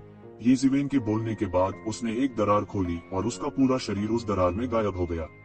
जब वह फिर से प्रकट हुआ तो वह पहले से ही एक बड़े हॉल के ऊपर था, दूर से विशाल आकृति को देख रहा था। यह स्टार बीस्ट था और दूसरी तरफ गोलमटोल युवा कुनपेंग एक चंचल बच्चे की तरह जमीन पर लौट रहा था। ये जिवेन ने एक गहरी सांस ली और कहा, सैनिकों को एक दिन में इस्तेमाल करने के लिए 1000 दिनों तक प्रशिक्षित किया जाता है। अब समय आ गया है कि आप उनका उपयोग करें। बच्चे, आपने किस तरह की परेशानी का सामना किया है कि आपको कार्रवाई करने की आवश्यकता है? स्टार बीस्ट ने अपनी बड़ी बड़ी घंटियों जैसी आंखें खोली और कहा। वर्षों से उनकी चोटें आश्चर्यजनक गति से ठीक हो रही थीं। जब ये जिवेन फिर से डेविल किंग के ट्रेजर हाउस में आया तो वह पहले ही मिथक के दायरे में वापस आ चुका था। वो ये शिवेन की कल्पना से भी ज्यादा मजबूत था। कोई आश्चर्य नहीं कि वह ट्रू मार्शल स्कूल को उल्टा करने में सक्षम थे। वह अपनी चरम अवस्था से सीधे नीचे गिर गया था। कौन जानता था कि उसे अपने ऊंचे घोड़े से नीचे खींचने में कितना समय लगा था। जब छोटे कुनपेंग ने ये जिवेन को आते हुए देखा तो उसने जल्दी से अपने पंख फड़फड़ाए और ये जिवेन के कंधे पर उड़ गया, उसके साथ घनिष्ठता से रगड़ खा गया। परिष्कृत स्टार बीस्ट की तुलना में ये जिवेन के शरीर पर छोटा कुनपेंग बहुत सरल था। हालांकि यह थोड़ा खाने का शौकीन लग रहा था, ये शिवेन को पता था कि यह कुनपेंग कितना शक्तिशाली था। कुनपेंग पीढ़ियों से अतुलनीय बिजली घर रहे थे। मूल रूप से ऐसे अद्वितीय बिजली घर के लिए सामान्य लोगों की तुलना में बड़ा होना कहीं अधिक कठिन था। बात बस इतनी थी कि ये जिवेन ने उसे अनगिनत अमृत पिलाए थे, इसलिए उसका विकास स्वाभाविक रूप से तेज हो गया था। पहाड़ों और नदियों को क्या खा रहा था। यहाँ तक ये जिवेन ने आकाश में अमृत को इतनी बेरहमी से निगलने की हिम्मत नहीं की, लेकिन कुनपेंग ने हिम्मत की। यहाँ तक स्टार बीस्ट अवतार भी दुनिया को खा जाने की इस वृत्ति से बहुत ईर्ष्या करता था। स्टार बीस्ट अवतार दुनिया को खाकर जिया, लेकिन कुनपेंग के लिए यह अभी भी अतुलनीय था। उसके पास प्राचीन काल से जंगली जानवर का खून था। अपने वंश की शुद्धता के कारण वह अब और भी अधिक शक्तिशाली था। ये शिवेन भी यह जानती थी। उनके वंश में स्टार बीस्ट की विरासत भी थी। उसने कुछ यादों को स्पष्ट रूप से जगाया था, इसलिए वह कमोबेश सुदूर अतीत की कुछ बातें जानता था। सुदूर प्राचीन जंगल में स्टार कोलोसस जैसे अनगिनत शक्तिशाली शातिर जानवर थे। स्टार कोलोसस उनमें से केवल एक था, लेकिन कुनपेंग शीर्ष 10 प्राचीन भयंकर जानवरों का नेता था। यह कुख्यात था और कई राक्षस जानवरों के स्वामी के रूप में स्थान दिया गया था। इसकी स्थिति का सम्मान किया गया था और एक ही सांस में इसका उल्लेख नहीं किया जा सकता था। स्वाभाविक रूप से वर्तमान छोटा कुनपेंग उस तरह की पृथ्वी बिखरने वाली ताकत तक नहीं बढ़ा था, लेकिन फिर भी अपने दायरे के तेजी से सुधार के साथ उसकी ताकत में भी आश्चर्यजनक गति से सुधार हो रहा था। यह कई बार का पूर्ण सुधार था। ये शिवेन हमेशा से इस मामले पर ध्यान दे रही थी। हालांकि उनके देवता यहाँ नहीं थे, फिर भी वे डेविल किंग्स ट्रेजर हाउस के मालिक थे। हमेशा कोई न कोई आध्यात्मिक जुड़ाव रहता था, तो ऐसा नहीं था कि वह कुछ नहीं जानता था। ये शिवेन ने कुछ भी नहीं छुपाया। उन्होंने ट्रू मार्शल वर्ल्ड की मौजूदा स्थिति के बारे में बताया। फिर उसने कहा, मुझे भी एक गतिरोध में धकेल दिया गया है। वे लोग पागल हो गए हैं। वे तथाकथित परमेश्वर की विरासत के लिए पागल हो गए हैं। ये सिवेन ने कुछ भी नहीं छुपाया। ये सिवेन अच्छी तरह से जानती थी कि इस स्थान पर कभी भी देवता स्तर का विशेषज्ञ नहीं रहा है। भले ही कुछ अधूरी विरासतें थी, वे संयोग से प्राप्त हुई थी। केवल कुछ ईश्वर स्तरीय साधना तकनीकों को विरासत नहीं कहा जा सकता है। एक विरासत क्या थी? एक विरासत एक ऐसी चीज थी जो एक व्यक्ति को शुरू से ही सबसे निचले स्तर से एक भगवान के रूप में पोषित कर सकती थी। तभी इसे विरासत कहा जा सकता है। केवल वे ही जो सभी प्रकार की साधना तकनीकों की पूरी विरासत को विकसित करने में सक्षम थे, अमर विरासत कहलाने के योग्य थे। देवताओं की ये छिटपुट और अधूरी तकनीकें या कभी कभी पूरी तकनीकें उनके लिए कुछ भी नहीं थी। हालांकि यह इन लोगों के लिए कोई मायने नहीं रखता था। वैसे भी वे उनमें से नहीं थे जिन्हें अनगिनत हताहत हुए थे। वे गलत लोगों को जाने देने के बजाय उन्हें मार देंगे। आखिर उन्हें कोई नुकसान नहीं हुआ था। हालांकि सामान्य तौर पर केवल वे व्यक्तिगत कृषक और रहस्यमय क्षेत्र के विशेषज्ञ ही परमेश्वर के कब्रिस्तान और देवताओं के रागनारोक को लक्षित कर रहे थे। यही एकमात्र युद्ध क्षेत्र था जहां वे वास्तव में हावी होना चाहते थे। ये शिवेन के इतने आत्मविश्वासी होने का मूलभूत कारण था। अन्यथा यदि डिवाइन यूनियन नेता और अन्य शक्तिशाली विशेषज्ञ आते तो येजिवेन के पास ट्रू मार्शल स्कूल से बचने के अलावा कोई विकल्प नहीं होता। हालांकि उन्हें इस बात की अधिक चिंता थी कि उनकी उपस्थिति दिव्य संघ के नेता जैसे पौराणिक अस्तित्वों को आकर्षित करेगी। अगर ऐसा हुआ तो ट्रू मार्शल स्कूल निश्चित रूप से नष्ट हो जाएगा। अब जब बात यहाँ तक गई थी तो उसके पास और कोई चारा नहीं था। यदि उसने कार्रवाई नहीं की तो ट्रू मार्शल स्कूल का विनाश केवल कुछ समय की बात थी। उसके पास और कोई चारा नहीं था। अब जब बात यहाँ तक पहुँच गई थी तो वह केवल लड़ सकता था। तूफान से पहले की शांति इस समय विशेष रूप से भयानक लग रही थी। ब्रह्मांड के मौन और असीम शून्य में ट्रू मार्शल डोमेन प्रकाश की एक विशाल गेंद की तरह था। बूम! अचानक शून्य खुल गया और एक बड़ा हाथ शून्य से बाहर आया और ट्रू मार्शल वर्ल्ड की ओर बढ़ गया। हाथ की गति अत्यंत तीव्र थी और दिव्य शक्ति सभी दिशाओं में व्याप्त हो रही थी। वहाँ कौन है? ट्रू मार्शल स्कूल से एक ठंडी चीख निकली और पूरे ट्रू मार्शल डोमेन की रक्षा करते हुए एक स्क्रॉल निकला। बूम! एक अतुलनीय रूप से शक्तिशाली और भयावह शक्ति शून्य में बढ़ी हलकों में फैल गई। न जाने कितने तारे टुकड़े टुकड़े हो गए।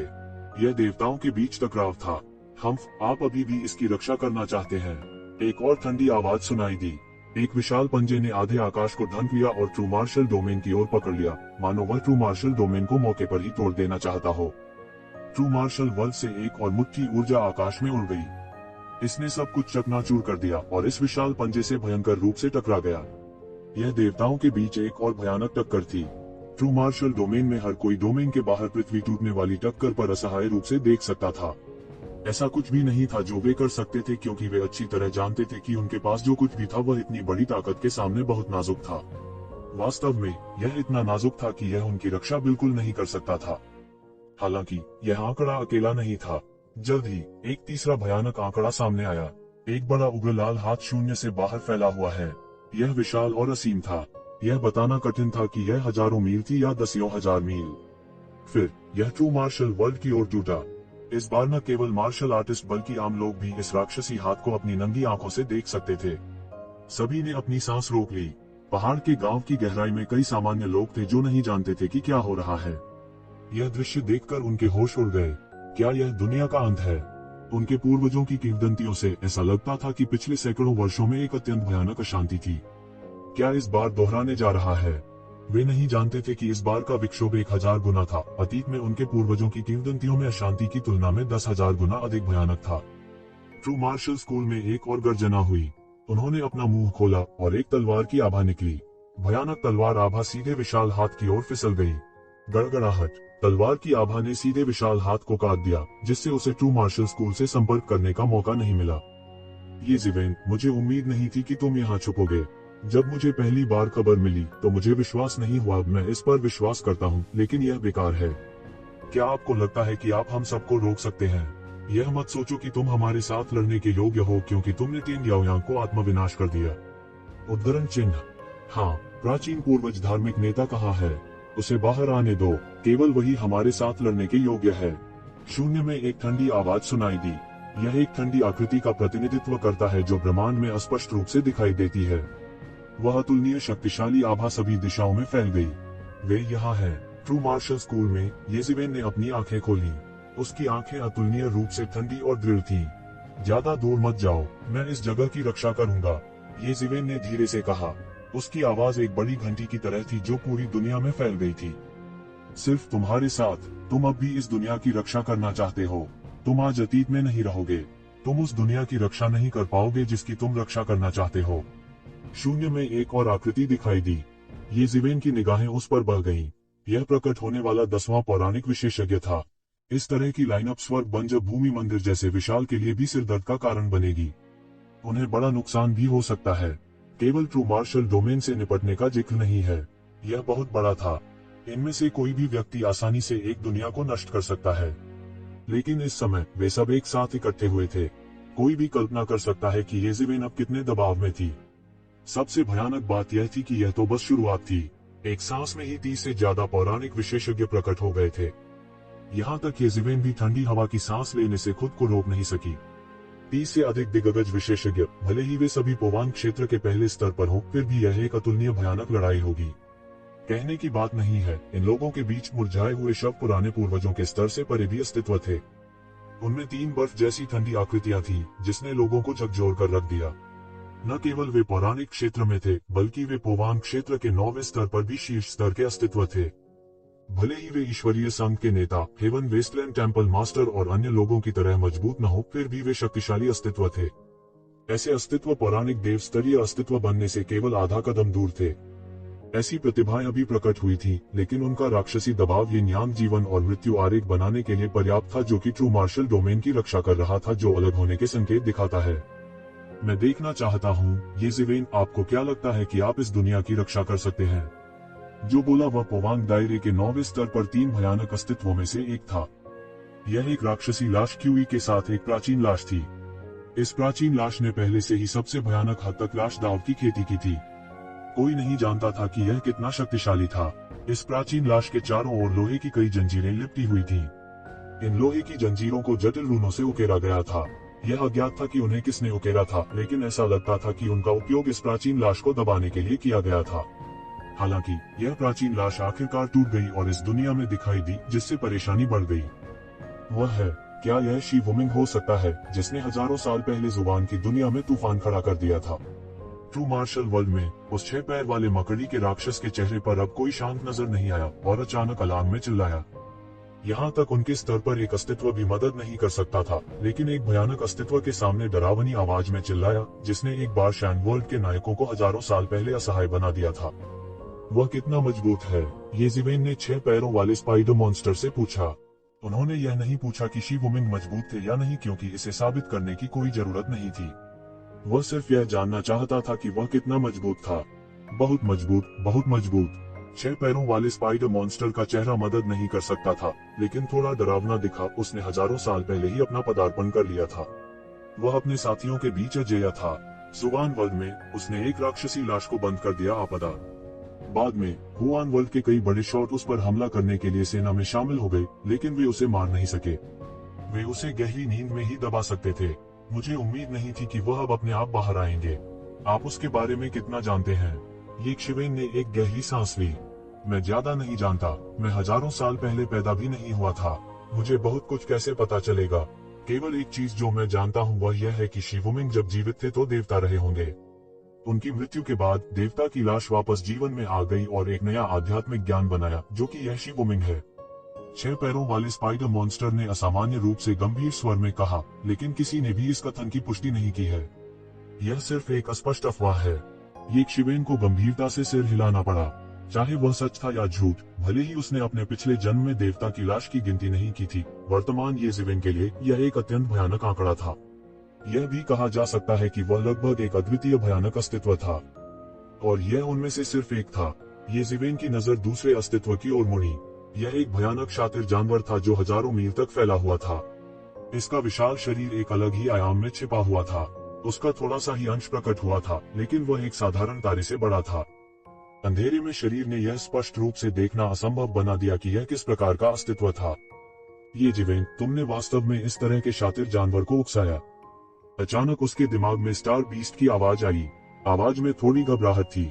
क्या आप इस तरह के शातिर जानवर को जानते हैं? तू, ज़िवेन ने पूछा।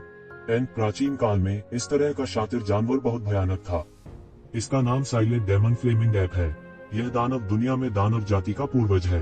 इस प्राचीन काल के विनाश के बाद मैंने सोचा था कि यह था विलुप्त। मुझे दूसरे को देखने की उम्मीद नहीं थी। स्टार बीस्ट की आवाज में थोड़ी लाचारी थी। इतने शातिर जानवर से निपटना बहुत मुश्किल था। भले ही मैं इससे निपटना चाहता हूँ, मुझे डर है कि यह मेरे चरम पर इससे अधिक नहीं है। The silent demon flaming gap एक दिव्य प्राणी के रूप में पैदा हुआ है और जब यह परिपक्व होता है तो यह पोवान दायरे के शिखर पर पहुंच जाएगा। उनमें से वान कबीला दाओ प्रोविंग दायरे का एक अस्तित्व है। कई प्राचीन कुलों में से यह शाही कुलों में से एक है। हालांकि यह रॉब जितना शक्तिशाली नहीं है, फिर भी यह प्रसिद्ध है। उसकी नजर तीसरी आकृति पर गई। यह एक पतला बूढ़ा आदमी था। इस बूढ़े ने अनजान जमाने के कपड़े पहने हुए थे। उसके पीछे दो जोड़ी विशाल मांसल पंख लगातार फड़फड़ा रहे थे। हर बार जब वे फड़फड़ाते तो एक विशाल लौकिक बवंडर खड़ा हो जाता। वह लगभग एक भगवान की तरह था। उद्धरण चिन्ह। उनकी नजर तीसरी आकृति पर गई। यह एक दुबला पतला बूढ़ा व्यक्ति था जिसने अज्ञात युग के कपड़े पहने हुए थे। उसके पीछे दो जोड़ी विशाल मांसल पंख लगातार फड़फड़ा रहे थे। हर बार जब वे फड़फड़ाते तो एक विशाल लौकिक बवंडर खड़ा हो जाता। वह लगभग एक भगवान की तरह था। वह ईश्वर के दायरे में प्रवेश करने से केवल आधा कदम दूर था। यीक्षिवेन ने एक गहरी सांस ली और कड़वाहट से मुस्कुराए। उसने सोचा था कि शक्तिशाली अस्तित्व आ सकता है, लेकिन उसने यह उम्मीद नहीं की थी कि ऐसा भयानक अस्तित्व होगा। ये शक्तिशाली विशेषज्ञ, भले ही वे ईश्वरीय संघ के नेता के रूप में अत्याचारी न हो, दूर नहीं थे। तो बैकअप योजना जो उसने मूल रूप से व्यवस्थित की थी वह पर्याप्त नहीं होगी। उनकी आंखें बेहद दृढ़ थीं। बात यहाँ तक आ पहुंची थी और बहुत अधिक सोचने का समय नहीं था। दूसरे शब्दों में, कोई दूसरा रास्ता नहीं था। वे केवल अपने जीवन को दांव पर लगाकर लड़ सकते थे। सबसे महत्वपूर्ण बात यह है कि इन तीन विशेषज्ञों के अलावा अभी भी दर्जनों मिथिकल रेल्म विशेषज्ञ उसे घेर रहे थे। यीक्षिवेन चाहे कितना भी आश्वस्त क्यों न हो, वह केवल इतना ही कह सकता था कि इस तरह की लाइनअप का सामना करने पर उसका दिल ठंडा पड़ गया था। यीक्षिवेन, अब तुम्हारे घुटने टेकने में देर नहीं हुई है, बूढ़े ने कहा। उसका लहजा असामान्य रूप से ठंडा था, मानो उसे नहीं लगता कि यह कोई बड़ी बात है। उनके लिए अपने हाथ की एक लहर से दुनिया को नष्ट करना बहुत ही सरल मामला था। इसमें कुछ भी अजीब नहीं था। यीक्षिवेन धीरे धीरे ट्रू मार्शल स्कूल से बाहर निकल गए और गर्व से कई पौराणिक दायरे के विशेषज्ञों का सामना किया। मैंने इतने वरिष्ठों के आने की उम्मीद नहीं की थी। वे वास्तव में मेरे बारे में बहुत सोचते हैं, यीक्षिवेन ने धीरे से कहा। अब्राहम की भीख मांगने का कोई मतलब नहीं था। वे निश्चित रूप से ट्रू मार्शल डोमेन को बंद नहीं होने देंगे। मुझे इस दुनिया से कोई सरोकार नहीं है, लेकिन यह अलग बात है कि जब मैंने सुना कि तुम यहाँ हो, कोई मुझे बाहर निकाल दे, लेकिन शर्त यह है कि मैं तुम्हें मार दूं। शी वुमिंग ने उदासीनता से यीक्षिवेन को देखा और एक भयानक स्वर में कहा, क्या यह ईश्वरीय संघ का नेता था? यीक्षिवेन ने पूछा। नहीं, आपने गलत अनुमान लगाया। यह हेवन वेस्टलैंड पैलेस मास्टर था। हे, मुझे उम्मीद नहीं थी कि इतने सालों के बाद भी कोई व्यक्ति हेवन वेस्टलैंड पैलेस के लिए परेशानी पैदा करने में सक्षम होगा। हालांकि यह अफसोस की बात है, कोई फर्क नहीं पड़ता कि तुम कहां से आते हो, तुम आज मरोगे। शी वुमिंग ने यीक्षिवेन पर एक सार्थक नजर डाली। वह उत्सुक प्रतीत हो रहा था कि यीक्षिवेन स्वर्ग बंजर भूमि महल जैसे विशाल को चुनौती देने की हिम्मत क्यों करेगा। यह कुछ ऐसा नहीं था जो एक सामान्य व्यक्ति कर सकता था। मुझे उम्मीद नहीं थी कि पौराणिक घोस्टली फ्लेमिंग गैप भी दिखाई देगा, जिसके बारे में कहा जाता था कि वह प्राचीन काल में नष्ट हो गया था। मुझे आश्चर्य है कि तुम यहाँ क्यों हो? यीक्षिवेन अंधेरे में राजसी व्यक्ति की ओर मुड़ी। मैंने कभी नहीं सोचा था कि यहाँ कोई ऐसा होगा जो एक नजर से मेरे असली शरीर को देख सकता है। कई साल हो गए हैं जब किसी को मेरे बारे में पता चला। नेदरवर्ल्ड दानव फ्लेमिंग गैप अजीब तरह से हंसा और कहा, क्या आप इसका कारण जानना चाहते हैं? क्योंकि ईश्वरीय संघ के नेता ने आपका सिर लेने की शर्त के रूप में एक प्राचीन ईश्वरीय शास्त्र का उपयोग किया था। उद्धरण चिन्ह। यह सुनकर कई पौराणिक विशेषज्ञों के भाव यीक्षिवेन को देखते ही बदल गए। इन सभी के इरादे नेक थे। हो सकता है कि उन्होंने अपने पूरे जीवन में कभी भी पूर्ण प्राचीन ईश्वरीय शास्त्र नहीं देखा हो। एक प्राचीन दिव्य शास्त्र क्या था? यह देवताओं की आजीवन समझ का संग्रह था। कोई भी इस तरह के प्रलोभन का विरोध नहीं कर सकता था। उनमें से कई ने यहाँ कई दुनियाओं का संहार किया था, लेकिन उन्होंने केवल कुछ खंडित मार्शल आर्ट और विरासत प्राप्त की थी। यह वही बात नहीं थी जो यह संपूर्ण प्राचीन ईश्वर शास्त्र है। जिस तरह से सभी ने यीक्षिवेन को देखा वह तुरंत बदल गया। उनकी नजर में यीक्षिवेन अब एक इंसान नहीं था, बल्कि एक अतुलनीय रूप से विशाल प्राचीन ईश्वरीय धर्मग्रंथ था। जब तक वे उसे पकड़ सकते थे, वे प्राचीन ईश्वरीय शास्त्र को प्राप्त करने में सक्षम होंगे। उन्हें इतनी अच्छी चीज और कहां मिल सकती है? आप कैसे हैं? यीक्षिवेन ने एक जोड़ी पंखों वाले बूढ़े व्यक्ति की ओर देखा और पूछा। उससे निपटने के लिए पोवान क्षेत्र के 9वें स्वर्ग में एक मास्टर पर्याप्त से अधिक था। तो इस बूढ़े को किसने आमंत्रित किया? हम्फ, यीक्षिवेन, तुम आज निश्चित रूप से मरोगी। क्या तुम्हें अभी भी टाइगर हेडेड आदरणीय याद है? क्या आप जानते हैं कि बाघ के सिर वाला आदरणीय कौन है? वह मेरे स्वामी के स्वामी हैं। इस बात का पता चलने पर गुरु बहुत क्रोधित हुए और उन्होंने मुझे तुम्हारा सिर वापस लाने का आदेश दिया। बूढ़े ने धीरे से कहा, मास्टर, मास्टर। ये जिवेन ने तुरंत प्रतिक्रिया दी, आपका मतलब टाइगर हेडेड आदरणीय का शिष्य है? वह मदद नहीं कर सकता था, लेकिन अपनी रीढ़ के नीचे एक ठंडक महसूस कर रहा था। बाघ के सिर वाले आदरणीय ने किस तरह के भयानक शिष्य को स्वीकार किया था? वह सिर्फ एक नौकर था, फिर भी उसके पास वास्तव में पोवान क्षेत्र के 9वें स्तर के विशेषज्ञ की ताकत थी। उन्हें डर था कि बाघ के सिर वाला आदरणीय और भी मजबूत था। कोई आश्चर्य नहीं कि यह कहा गया था कि उनकी ताकत पहले से ही डाउ सत्यापन के दायरे में आधी थी। उसे केवल देवता क्षेत्र में प्रवेश करने के लिए एकांत में जाने की आवश्यकता थी। यह सोचकर वह फूट फूट कर मुस्कुराया। उसने अनजाने में ऐसे अस्तित्व को ठेस पहुंचाई थी। हालांकि कोई दूसरा रास्ता नहीं था। चाहे वह रसातल दानव गुरु हो या दैवीय संघ का नेता, वे ऐसे अस्तित्व नहीं थे जिनसे वह मेल खा सके। एक और बात नहीं होगी। हालांकि वह इसे समझ सकता था। उसके लिए सब कुछ स्पष्ट था। पोवान क्षेत्र के 9वें स्तर के ये 3 विशेषज्ञ उसके लिए यहाँ थे। उन्हें उसे मारना पड़ा। ये 3 लोग अपने पीछे 3 विशाल शक्तियों का प्रतिनिधित्व करते थे। यहाँ तक अगर वह वास्तव में पोवान क्षेत्र में प्रवेश करता है, तब भी वह इन 3 विशाल ताकतों के सामने किसी काम का नहीं होगा। हालांकि यह स्पष्ट था कि ये तीनों सेनाएं नामलेस डाउ कॉलेज के नियमों और सुरक्षा को लेकर आशंकित थीं। इस प्रकार वे व्यक्तिगत रूप से उस पर हमला नहीं करेंगे। हालांकि व्यक्तिगत रूप से उस पर हमला नहीं करने का मतलब यह नहीं था कि वे उसे छोड़ देंगे। यहाँ तक पोवान दायरे का 9वां स्तर, जो रहस्यमयी दुनिया में हवा और बारिश को बुला सकता था, सिर्फ एक ऐसे अस्तित्व से निपटने के लिए घसीटा गया था जिसने पौराणिक दायरे में प्रवेश भी नहीं किया था। कोई भी कल्पना कर सकता है कि वे यक्षिवेन को कितना महत्व देते थे। यह सोचकर यक्षिवेन समझ नहीं पा रही थी कि हंसे या रोए। हालांकि उसके पास और कोई चारा नहीं था। वह केवल लड़ सकता था। छोटा लड़का, यह देखते हुए कि तुम मुझे पहचान सकते हो, मैं तुम्हें एक विकल्प देता हूँ। आत्महत्या कर लो और मैं तुम्हारी लाश को वैसा ही छोड़ दूंगा। भयानक दानव फ्लेमिंग बंदर हंसा जैसे कि वह यक्षिवेन की देखभाल कर रहा हो। हालांकि इसमें कहे गए शब्दों ने ऐसा महसूस कराया जैसे वे कड़ाके की ठंड में गिर गए हों। खुद को मार डालो, यह मेरे चरित्र में नहीं है। चाहे कुछ भी हो जाए, मुझे खुद को मारने के बारे में मत सोचो। तुम मेरा जीवन चाहते हो और इसे स्वयं प्राप्त करें। यक्षिवेन ने अपनी आंखों में दृढ़ निश्चय के साथ उन तीनों को देखा। जहां तक दूसरों की बात है, वे पहले ही उसके द्वारा पूरी तरह से नजरअंदाज कर दिए गए थे। इन 3 दुर्जय शत्रुओं के सामने अन्य दर्जनों शक्तिशाली अस्तित्व अर्थहीन थे। चाहे कुछ भी हो, उसे इन 3 शक्तिशाली अस्तित्वों का सामना करना पड़ा। वह शुरू से ही समस्या की जड़ पर हमला कर सकता है। वह सवार को गोली मारने से पहले घोड़े को गोली मार देगा और अनुयायियों को पकड़ने से पहले नेता को पकड़ लेगा।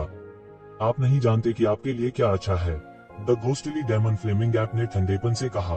फिर इसने एक राक्षसी मेघ हाथ बनाया और नीचे थप्पड़ मारा। पोवान दायरे के 9वें स्तर से संबंधित एक भयानक अस्तित्व ने अपनी चाल चली। राक्षसी बादलों ने आकाश को ढंक लिया और पृथ्वी को ढंक लिया। जबरदस्त राक्षसी आभा, ऐसा लग रहा था जैसे यह पूरी दुनिया को बदलने जा रही थी। उसका एक हाथ सीधे नीचे पटक दिया और सभी प्रकार के कानून हवा में नाचने लगे। यह अद्वितीय था। स्वोश, एक चौंकाने वाली तलवार की रोशनी आकाश में चुभ गई, जिससे आकाश और पृथ्वी कांप उठे। यह सब कुछ मिटाते हुए तलवार के मार्ग के राज्य में बदल गया। राक्षसी बादल जिन्होंने आकाश को उड़ा दिया और पृथ्वी को ढांक दिया, वे निकट नहीं आ सके। बूम! दोनों के बीच की लड़ाई ने सीधे तौर पर पूरी दुनिया को दीवाना बना दिया और सारे कानून तोड़ दिए गए। तभी सभी ने देखा कि यक्षिवेन के हाथ में एक पत्थर की तलवार दिखाई दी। पूरा शरीर प्राचीन पैटर्न से ढका हुआ था और इस समय वे सभी एक चमकदार रोशनी में फट गए और तलवार की रोशनी पूरे आकाश में फैल गई। यह वास्तव में ऐसा सर्वोच्च छद्म दिव्य हथियार है। मेरे पास भी इतना शक्तिशाली छद्म दिव्य हथियार नहीं है।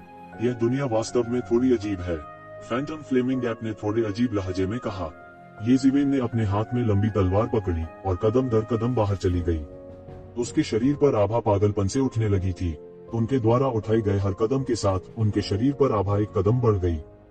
पोवान दायरे का पहला स्तर, पोवान दायरे का दूसरा स्तर, अल्पविराम, पोवान दायरे का छठा स्तर।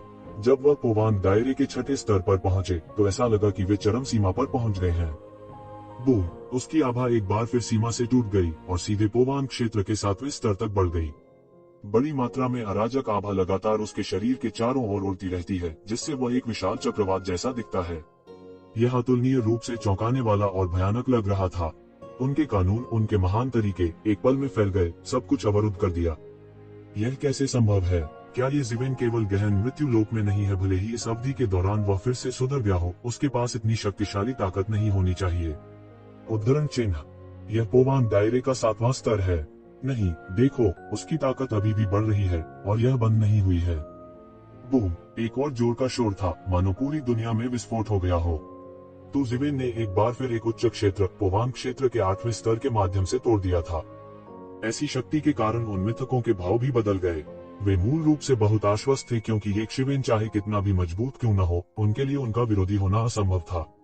लेकिन अब पोवांग क्षेत्र के इस 8वें स्तर की ताकत की तुलना में यह कुछ भी नहीं था। तुम लड़के, तुमने कुछ गुप्त तकनीक का इस्तेमाल किया होगा। यह परेशानी है। सेलिन डेविल फ्लेमिंग गैप ने अपनी आंखें सिकोड़ ली और उसकी जानलेवा आभा हजारों फीट दूर तक फैल गई। उसने अंदाजा लगा लिया था कि एक ज़िवेन ने शायद किसी तरह की धरती को हिला देने वाली गुप्त तकनीक का इस्तेमाल किया था। हालांकि उन्होंने कभी भी किसी ऐसी गुप्त तकनीक के बारे में नहीं सुना था जो गहन मृत्यु अवस्था के शिखर पर किसी को एक ही बार में पोवांग चरण के 8वें स्तर तक पहुंचने की अनुमति दे सके। यह केवल अभूतपूर्व और पृथ्वी को चकनाचूर करने वाला था। फिर भी उसे विश्वास था कि वो एक ज़िवेन को दबा सकता है। हालांकि चूंकि एक ज़िवेन ने पूरी कोशिश करने की हिम्मत की, अगर उसे नुकसान उठाना पड़ा तो क्या यह एक आपदा नहीं होगी? नहीं, मैं तुम्हें तोड़ना जारी नहीं रख सकता। भयानक दानव फ्लेमिंग गैप ने तुरंत अपनी चाल चली। क्षण भर में सारा आकाश और पृथ्वी फट गया। उसकी हथेली एक तैरते हुए महाद्वीप की तरह थी, जिसके भीतर अंतहीन लपटें जल रही थी। वह असीम ताकत वाली डेविल रेस की ज्वाला थी। बूम! अंत में ये ज़िवेन के पास अपनी चाल चलने के अलावा कोई चारा नहीं था। उसके हाथ में ट्रू मार्शल स्टोन तलवार भयानक शक्ति के साथ फूट पड़ी।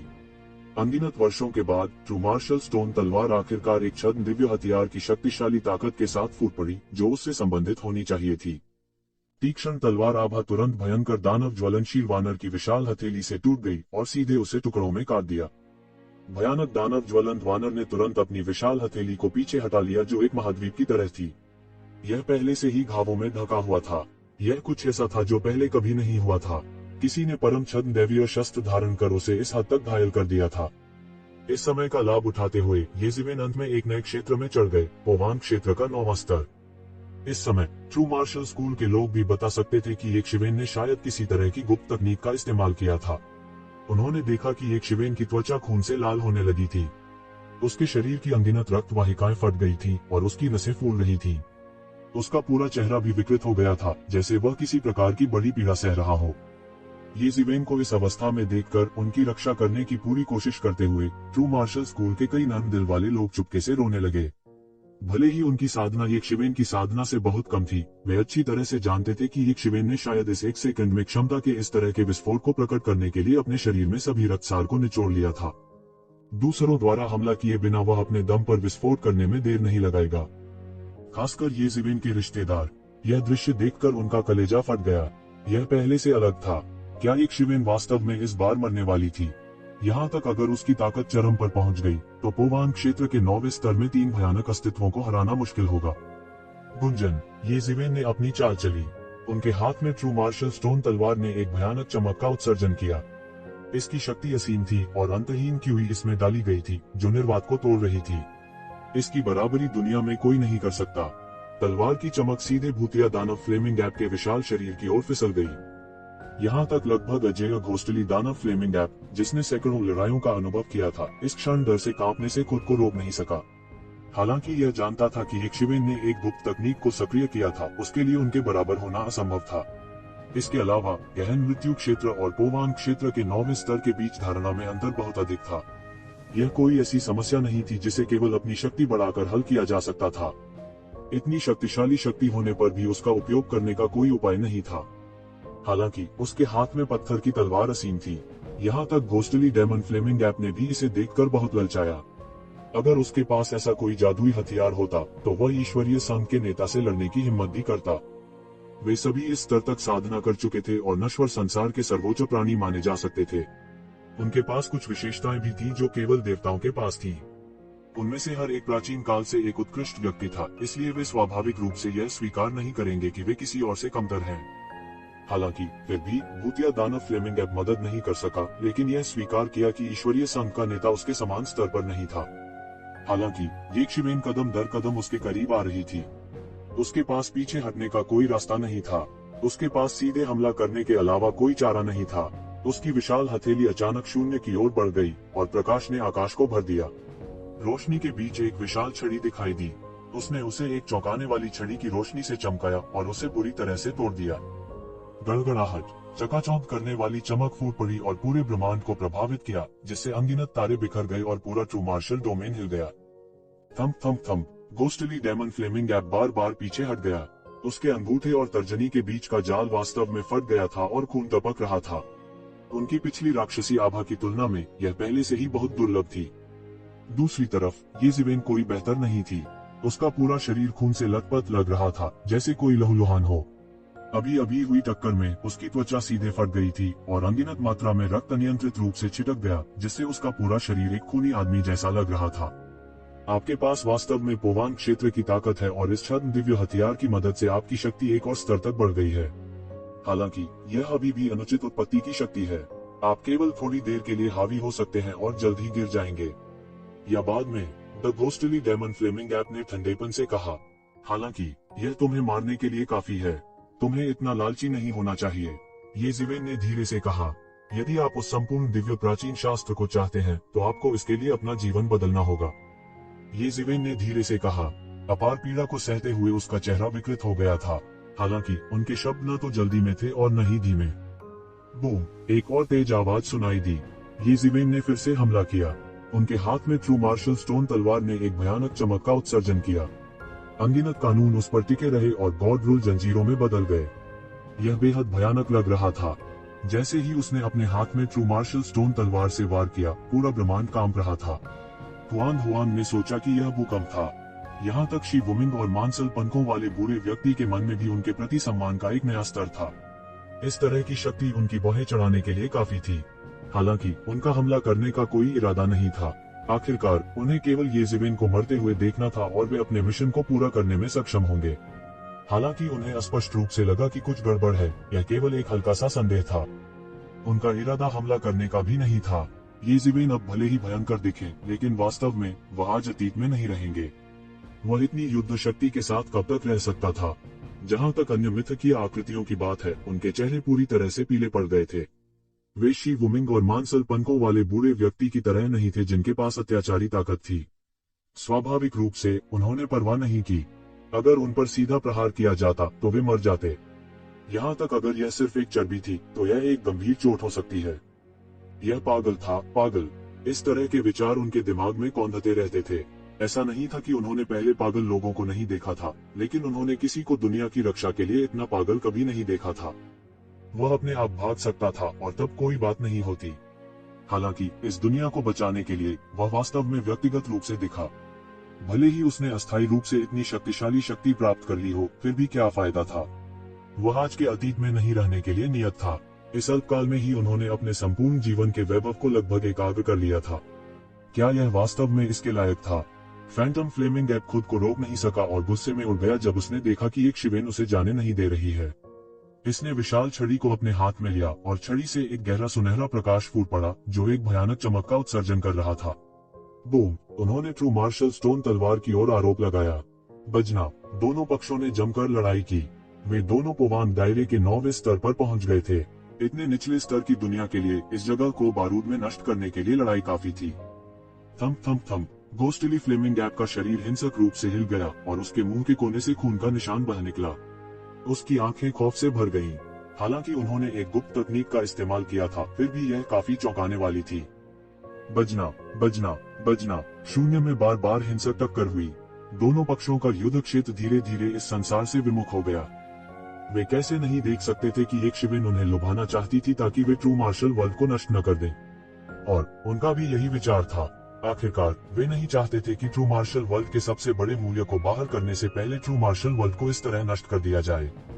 इसलिए दोनों पक्षों को युद्ध के मैदान को तारों वाले आकाश की गहराई में बदलने की मौन समझ थी। घोस्टली फ्लेमिंग गैप की तुलना में येज़ेबेल की स्थिति अधिक दयनीय थी। ऐसा लग रहा था कि उसकी त्वचा अचानक पारदर्शी हो गई है, जैसे कि यह अगले सेकंड में फटने वाले रक्त से फटने वाली हो। उसका पूरा शरीर भी ऐसा लग रहा था जैसे किसी भी समय विस्फोट होने वाला है। उसके शरीर में ऐसी हिंसक शक्ति उमड़ रही थी।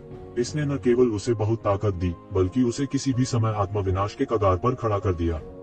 हालांकि ट्रू मार्शल स्टोन तलवार की शक्ति से वह इसे मुश्किल से दबा सका। बजना, एक और तलवार प्रकाश विशाल आकाश के माध्यम से टूट गया। येज़िवेन के बाल बेतहाशा लहरा रहे थे और उसकी आंखें असामान्य रूप से लाल थीं। उन्होंने सीधे तौर पर जादुई शक्ति लॉ ऑफ आइडल का इस्तेमाल किया और उनका शरीर भी बेहद विशाल हो गया। शून्य में ऐसा लग रहा था जैसे दो भयानक दिग्गज लड़ रहे हों। बूम बूम बूम, यह ऐसा था मानो पूरा ब्रह्मांड वज्र से टकरा गया हो, जैसे भयानक विस्फोटों की एक श्रृंखला ने पूरी दुनिया को हिला दिया। येज़िवेन का शरीर चमक रहा था। जब वह चलता था तो बहते पानी की आवाज गड़गड़ाहट की तरह होती थी। वह एक बेमिसाल किरदार में तब्दील हो गए थे। उसने पहले कभी इतनी भयानक शक्ति का अनुभव नहीं किया था। उसकी आभा आकाश में उड़ गई और उसकी क्यूई आकाशगंगा में चली गई। उसके शरीर में खून की आवाज समुद्र की गड़गड़ाहट की तरह थी, जो तट से टकरा रही थी और चट्टानें आकाश में फेंक रही थी। उसके शरीर से स्वर्ण देवत्व का उदय हुआ। यह पहली बार था जब उसने युद्ध की शुरुआत के बाद से स्वर्णिम दिव्यता प्राप्त की थी। यह एक विशाल समुद्र की तरह था, चकाचौंध और चकाचौंध। जैसे जैसे लड़ाई आगे बढ़ती गई, घोस्टली फ्लेमिंग गैप अधिक से अधिक चौंकता गया। यह और भी अविश्वसनीय था कि येज़िवेन मजबूत और मजबूत होती जा रही थी। ऐसा लगता था कि पहले वह पूरी तरह से ऐसी शक्ति का प्रयोग नहीं कर सकता था, लेकिन अब वह पूरी तरह से ऐसी शक्ति का प्रयोग करने में सक्षम था। उसकी तुलना में येज़िवेन ने अपने बचने की आखिरी उम्मीद खो दी थी। उनका हर कदम एक शक्तिशाली हमला था। पीछे हटने की कोई संभावना ही नहीं थी। उसने दूसरे के लिए अपना जीवन बदलने की भी परवाह नहीं की। भले ही वह वर्चस्व के लिए लड़ना चाहता था, लेकिन वह इस पागल के साथ मिलकर नष्ट नहीं होना चाहता था। जब तक वह उसकी गुप्त तकनीक के समाप्त होने और उसकी शक्ति के क्षीण होने की प्रतीक्षा करता, तब तक वह उसे मार सकता था। यह एक साधारण सी बात होगी। वह तारों भरे आकाश की गहराइयों की ओर पीछे हटता रहा। वह येज़िवेन की आत्मा को कमजोर करना चाहता था। हालांकि येज़िवेन को पता था कि वह क्या सोच रहा था। वह साए की तरह उसका पीछा करता रहा। उनके हाथ में ट्रू मार्शल स्टोन तलवार एक शक्तिशाली कलाकृति थी, जो पौराणिक आकृतियों और यहाँ तक देवताओं को भी घायल कर सकती थी।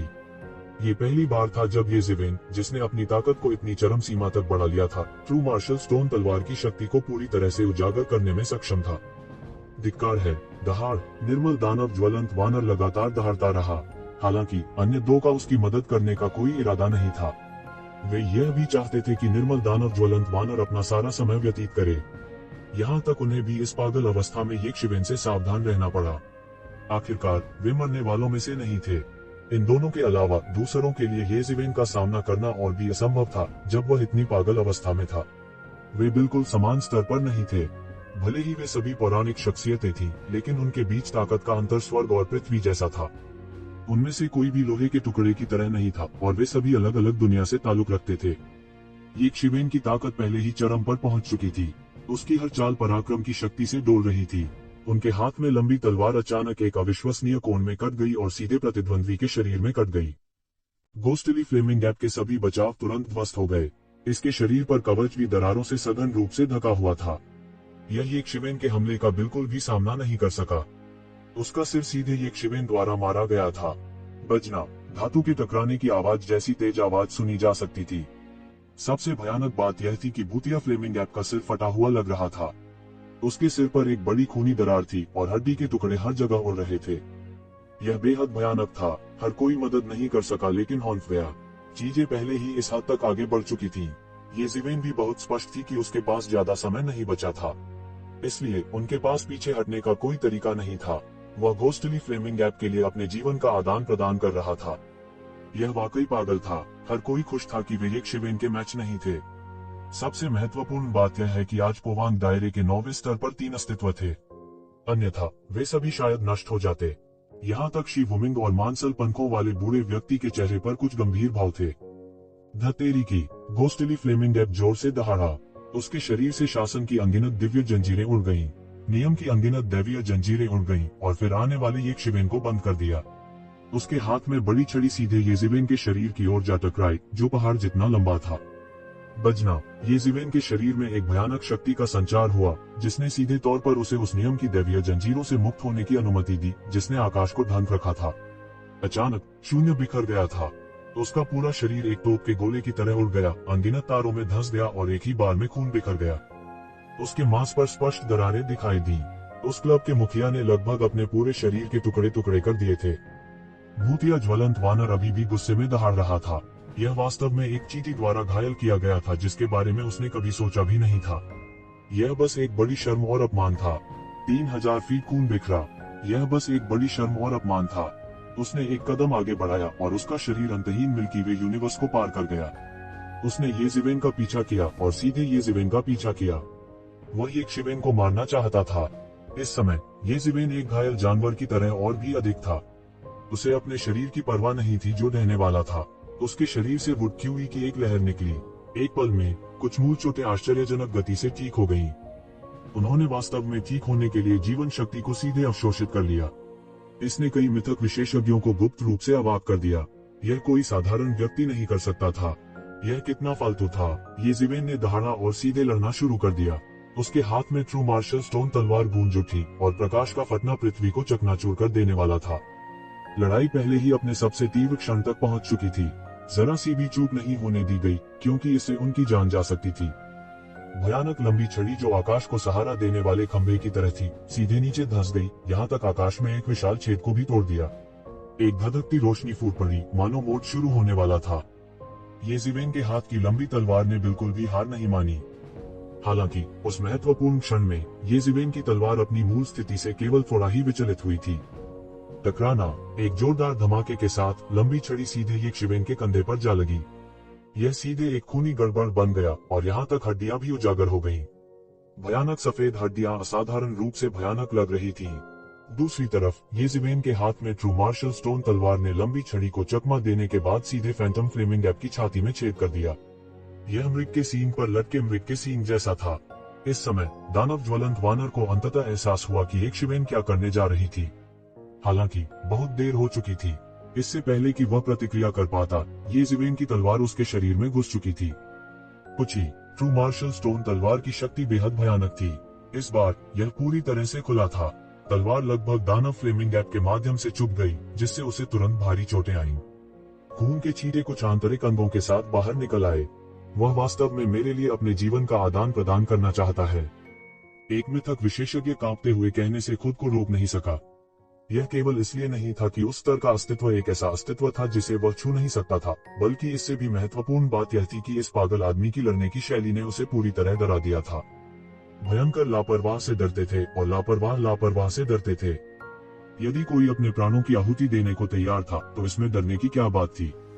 वह वास्तव में पागल है। मुझे डर है कि अगर वह आज मर भी जाता है तो वह दानव फ्लेमिंग गैप को मार डालेगा। यदि यह वे होते तो वे ऐसे पागल व्यक्ति के साथ कुछ नहीं कर पाते जो अपना जीवन दूसरे के लिए बदलना चाहता था। यदि उन्होंने वास्तव में उसके लिए अपने जीवन का आदान प्रदान किया तो क्या वह वही नहीं होगा जो वह चाहता था। यदि उन्होंने अपने जीवन का आदान प्रदान नहीं किया तो यह स्पष्ट था कि वे दानव फ्लेमिंग गैप को पराजित नहीं कर पाएंगे। पुची, लंबी तलवार को सीधे दानव फ्लेमिंग गैप के शरीर से बाहर निकाला गया था जो अपने साथ खून का एक टुकड़ा लेकर आया था। उसका हाथ टूटने की कगार पर था। उसकी सफेद हड्डियों पर दरारें देखी जा सकती थीं। उसने निर्मल दानव ज्वलंत वानर को गंभीर रूप से घायल कर दिया था, तो वह इसके लिए कीमत कैसे नहीं चुका सकता था। उनका चेहरा पहले से ही दर्द से विकृत था। वह अतुलनीय भयानक दर्द लगातार उसकी नसों के माध्यम से बढ़ रहा था, जिससे उसका शरीर थोड़ा कांप रहा था। यह बेहद भयानक था। हालांकि उनके चेहरे पर एक अजीब सी मुस्कान नजर आई। विशेष रूप से तीव्र दर्द के विपरीत उसका चेहरा विकृत हो गया। हे, उसने हौंफते हुए कहा, मैंने इससे पहले कहा है, यदि आप मेरे जीवन को एक प्राचीन ईश्वर शास्त्र के बदले बदलना चाहते हैं तो आपको इसके लिए अपना जीवन बदलना होगा। मैडमैन, तुम सच में पागल हो। दानव ज्वलनशील वानर गुस्से से दहाड़ने से खुद को रोक नहीं सका।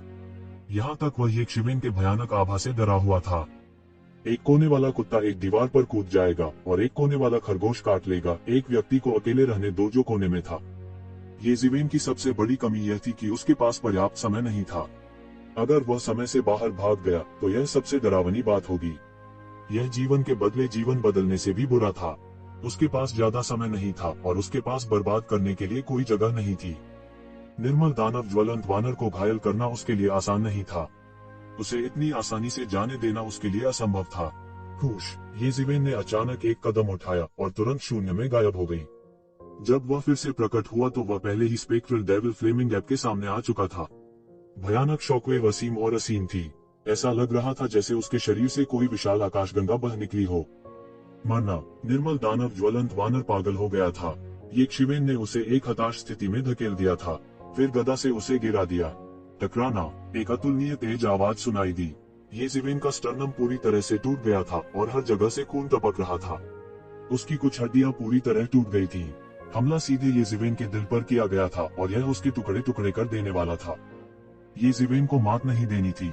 उसने ट्रू मार्शल स्टोन तलवार का इस्तेमाल किया और सीधे निर्मल दानव फ्लेमिंग गैप की छाती पर एक बड़ा घाव कर दिया। यह अतुलनीय रूप से क्रूर लग रहा था। येजिवेन बहुत मजबूत था, लेकिन निर्मल दानव फ्लेमिंग गैप भी कमजोर नहीं था। वे दोनों दाव हासिल करने से बस एक कदम दूर थे। प्राचीन काल से ही यह देवताओं के सबसे निकट व्यक्ति थे। इस समय इसने पूरी तरह से अपनी पूरी ताकत का प्रदर्शन कर दिया था। यक्षिवेन की ताकत के साथ भी वो वास्तव में इसे हिला नहीं सका। वह एक जीवन को एक जीवन के बदले बदलने के इस तरीके का उपयोग केवल उसे चोट पहुंचाने के लिए कर सकता था। विशेष रूप से दायरे की समझ के संदर्भ में अंतर बहुत बड़ा था। इतनी बड़ी मात्रा में शक्ति के साथ भी यह अभी भी निर्मल दानव ज्वलंत वानर से बहुत दूर था। बलपूर्वक अपनी ताकत बढ़ाने का यह नुकसान था। यह पूर्ण नहीं था, न ही यह दोषरहित था। यह मार्शल आर्ट अवतार से पूरी तरह से अलग था जो इसके साथ जुड़ गया था। येजिवेन शांत दानव ज्वलंत वानर से केवल एक ही चीज मजबूत हो सकती थी कि वह मौत से नहीं डरता था। एक जीवन को एक जीवन से बदलकर ही यक्षिवेन सफल हो सकता था। हुश। येजिवेन के शरीर से एक गहरे हरे रंग की चमक उभरी और उसके चारों ओर कुछ लकड़ी की हुई घूमने लगी। एक पल में वह लगभग पूरी तरह से ठीक हो गया था। उन्हें और कोई आशंका नहीं थी। उसने अपनी तलवार से वार किया और वह तारों की नदी के समान प्रचंड होकर बरसने लगी। इस समय डोमेन, कानून और वैभव सब व्यर्थ थे। केवल एक चीज जो वह कर सकता था वह थी सबसे आदिम तकनीक का उपयोग करना, जो मारने का सबसे चमकदार तरीका भी था। अप्रत्याशित रूप से येजिवेन ने सीधे फैंटम डेविल फ्लेमिंग गैप के शरीर को काट दिया। हालांकि उसकी कई हड्डियां सीधे टूट गई थीं और उसने एक दबी हुई कराह निकाली। बस तुम। निर्मल दानव लोहब कुछ विक्षिप्त था। गहरी मृत्यु अवस्था की चींटियां तुम्हारी तरह। अगर मैं चीखना जारी रखूं तो मुझे उनमें से लाखों को मौत के घाट उतारना होगा। क्या तुम सच में सोचते हो कि तुम इस तरह की गुप्त तकनीक से स्वर्ग को चुनौती दे सकते हो? यहाँ तक अगर मैं स्वर्ग को चुनौती देना चाहता हूँ तो अपने आप को बहुत बड़ा मत समझो। येजिवेन शरारत से मुस्कुराए। उनकी मुस्कान कुछ भयानक थी और इसने लोगों को भय से कांप दिया।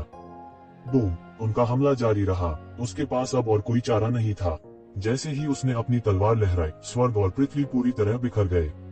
उसकी तलवार की चमक से सब कुछ बिखर गया और सितारों की एक नदी आकाश से फैंटम डेविल फ्लेमिंग गैप की ओर गिरी। आप अभी भी आने की हिम्मत करते हैं। मैं मानता हूं कि आपके पास कुछ कौशल है।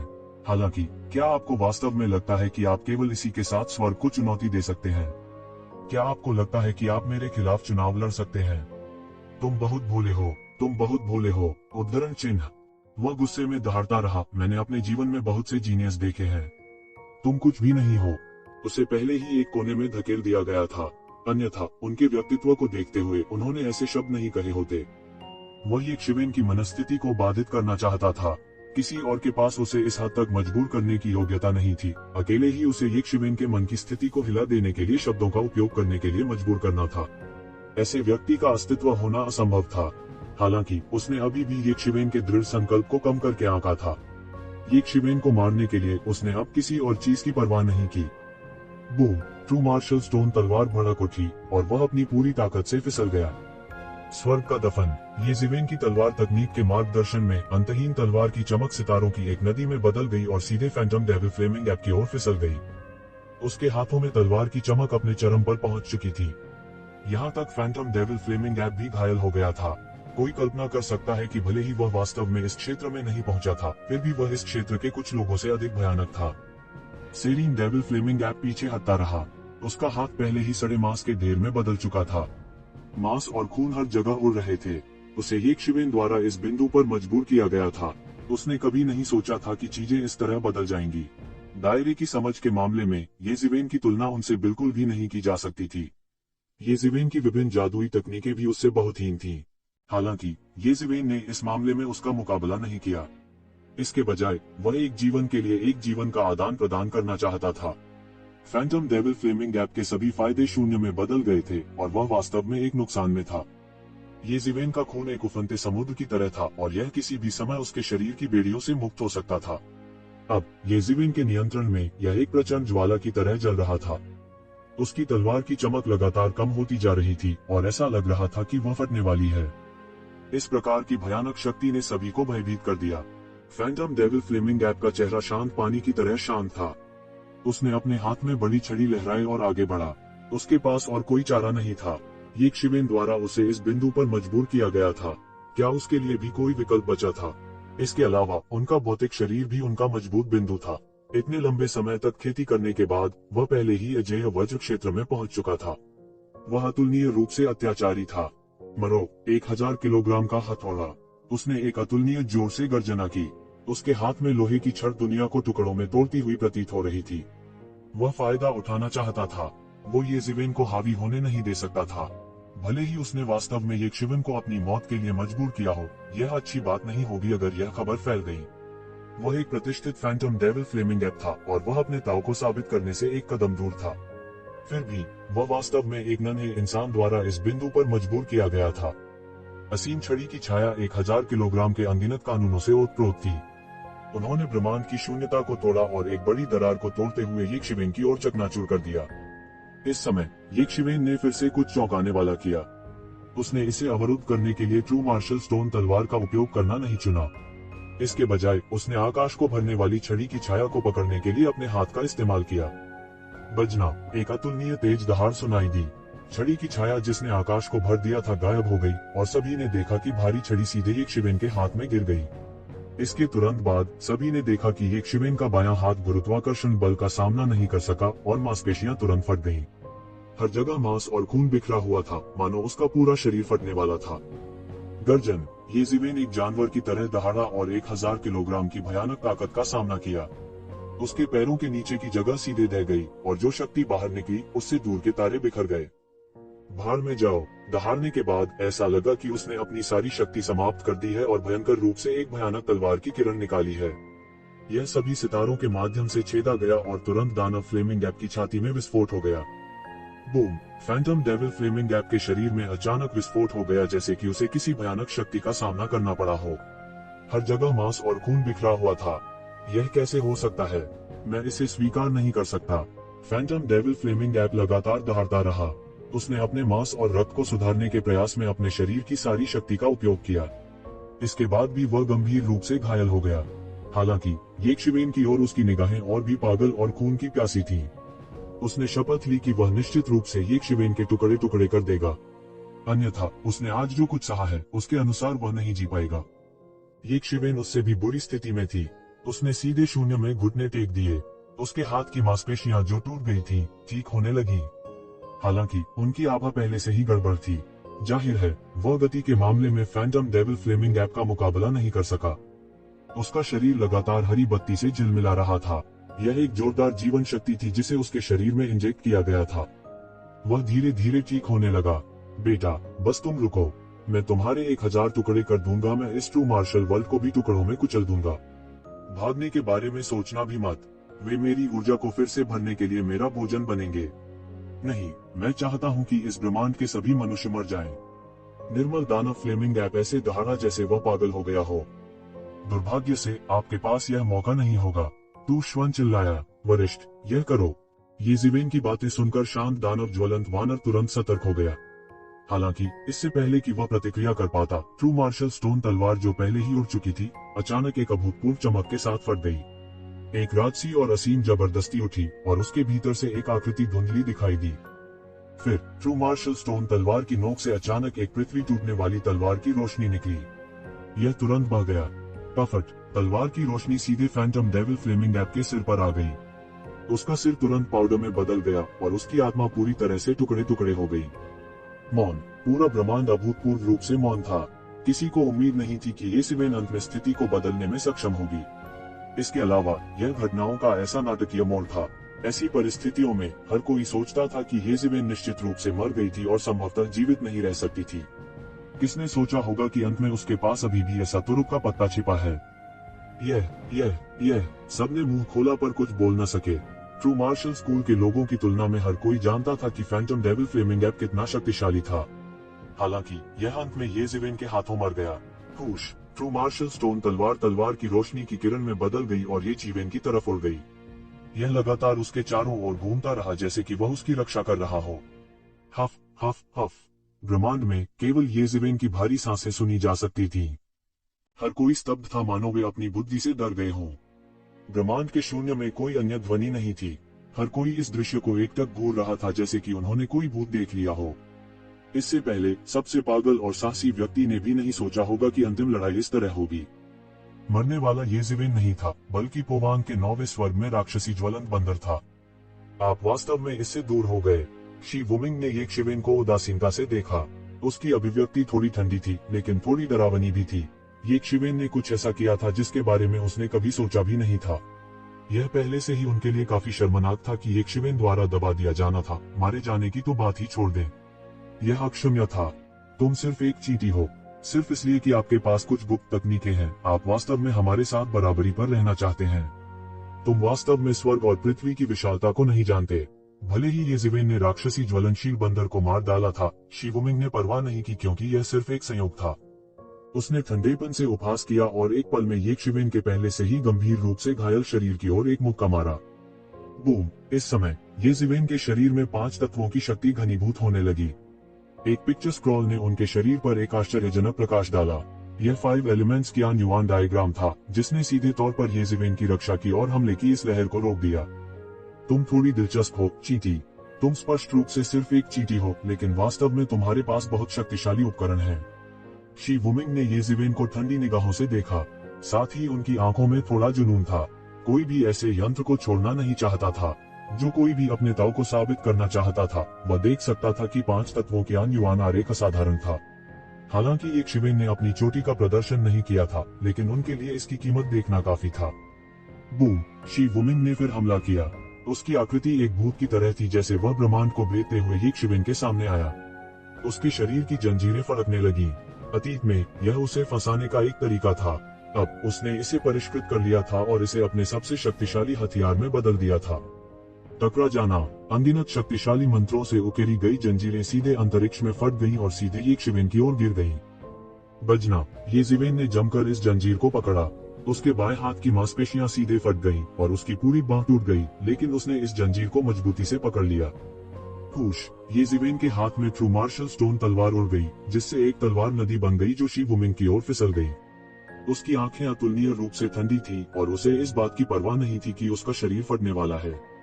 वुडक्यूई लगातार उसके शरीर से निकल रहा था और जीवन सार की एक अंतहीन धारा लगातार उसके शरीर में एकीकृत हो रही थी, जिससे उसके भौतिक शरीर को बलपूर्वक बनाए रखा जा रहा था।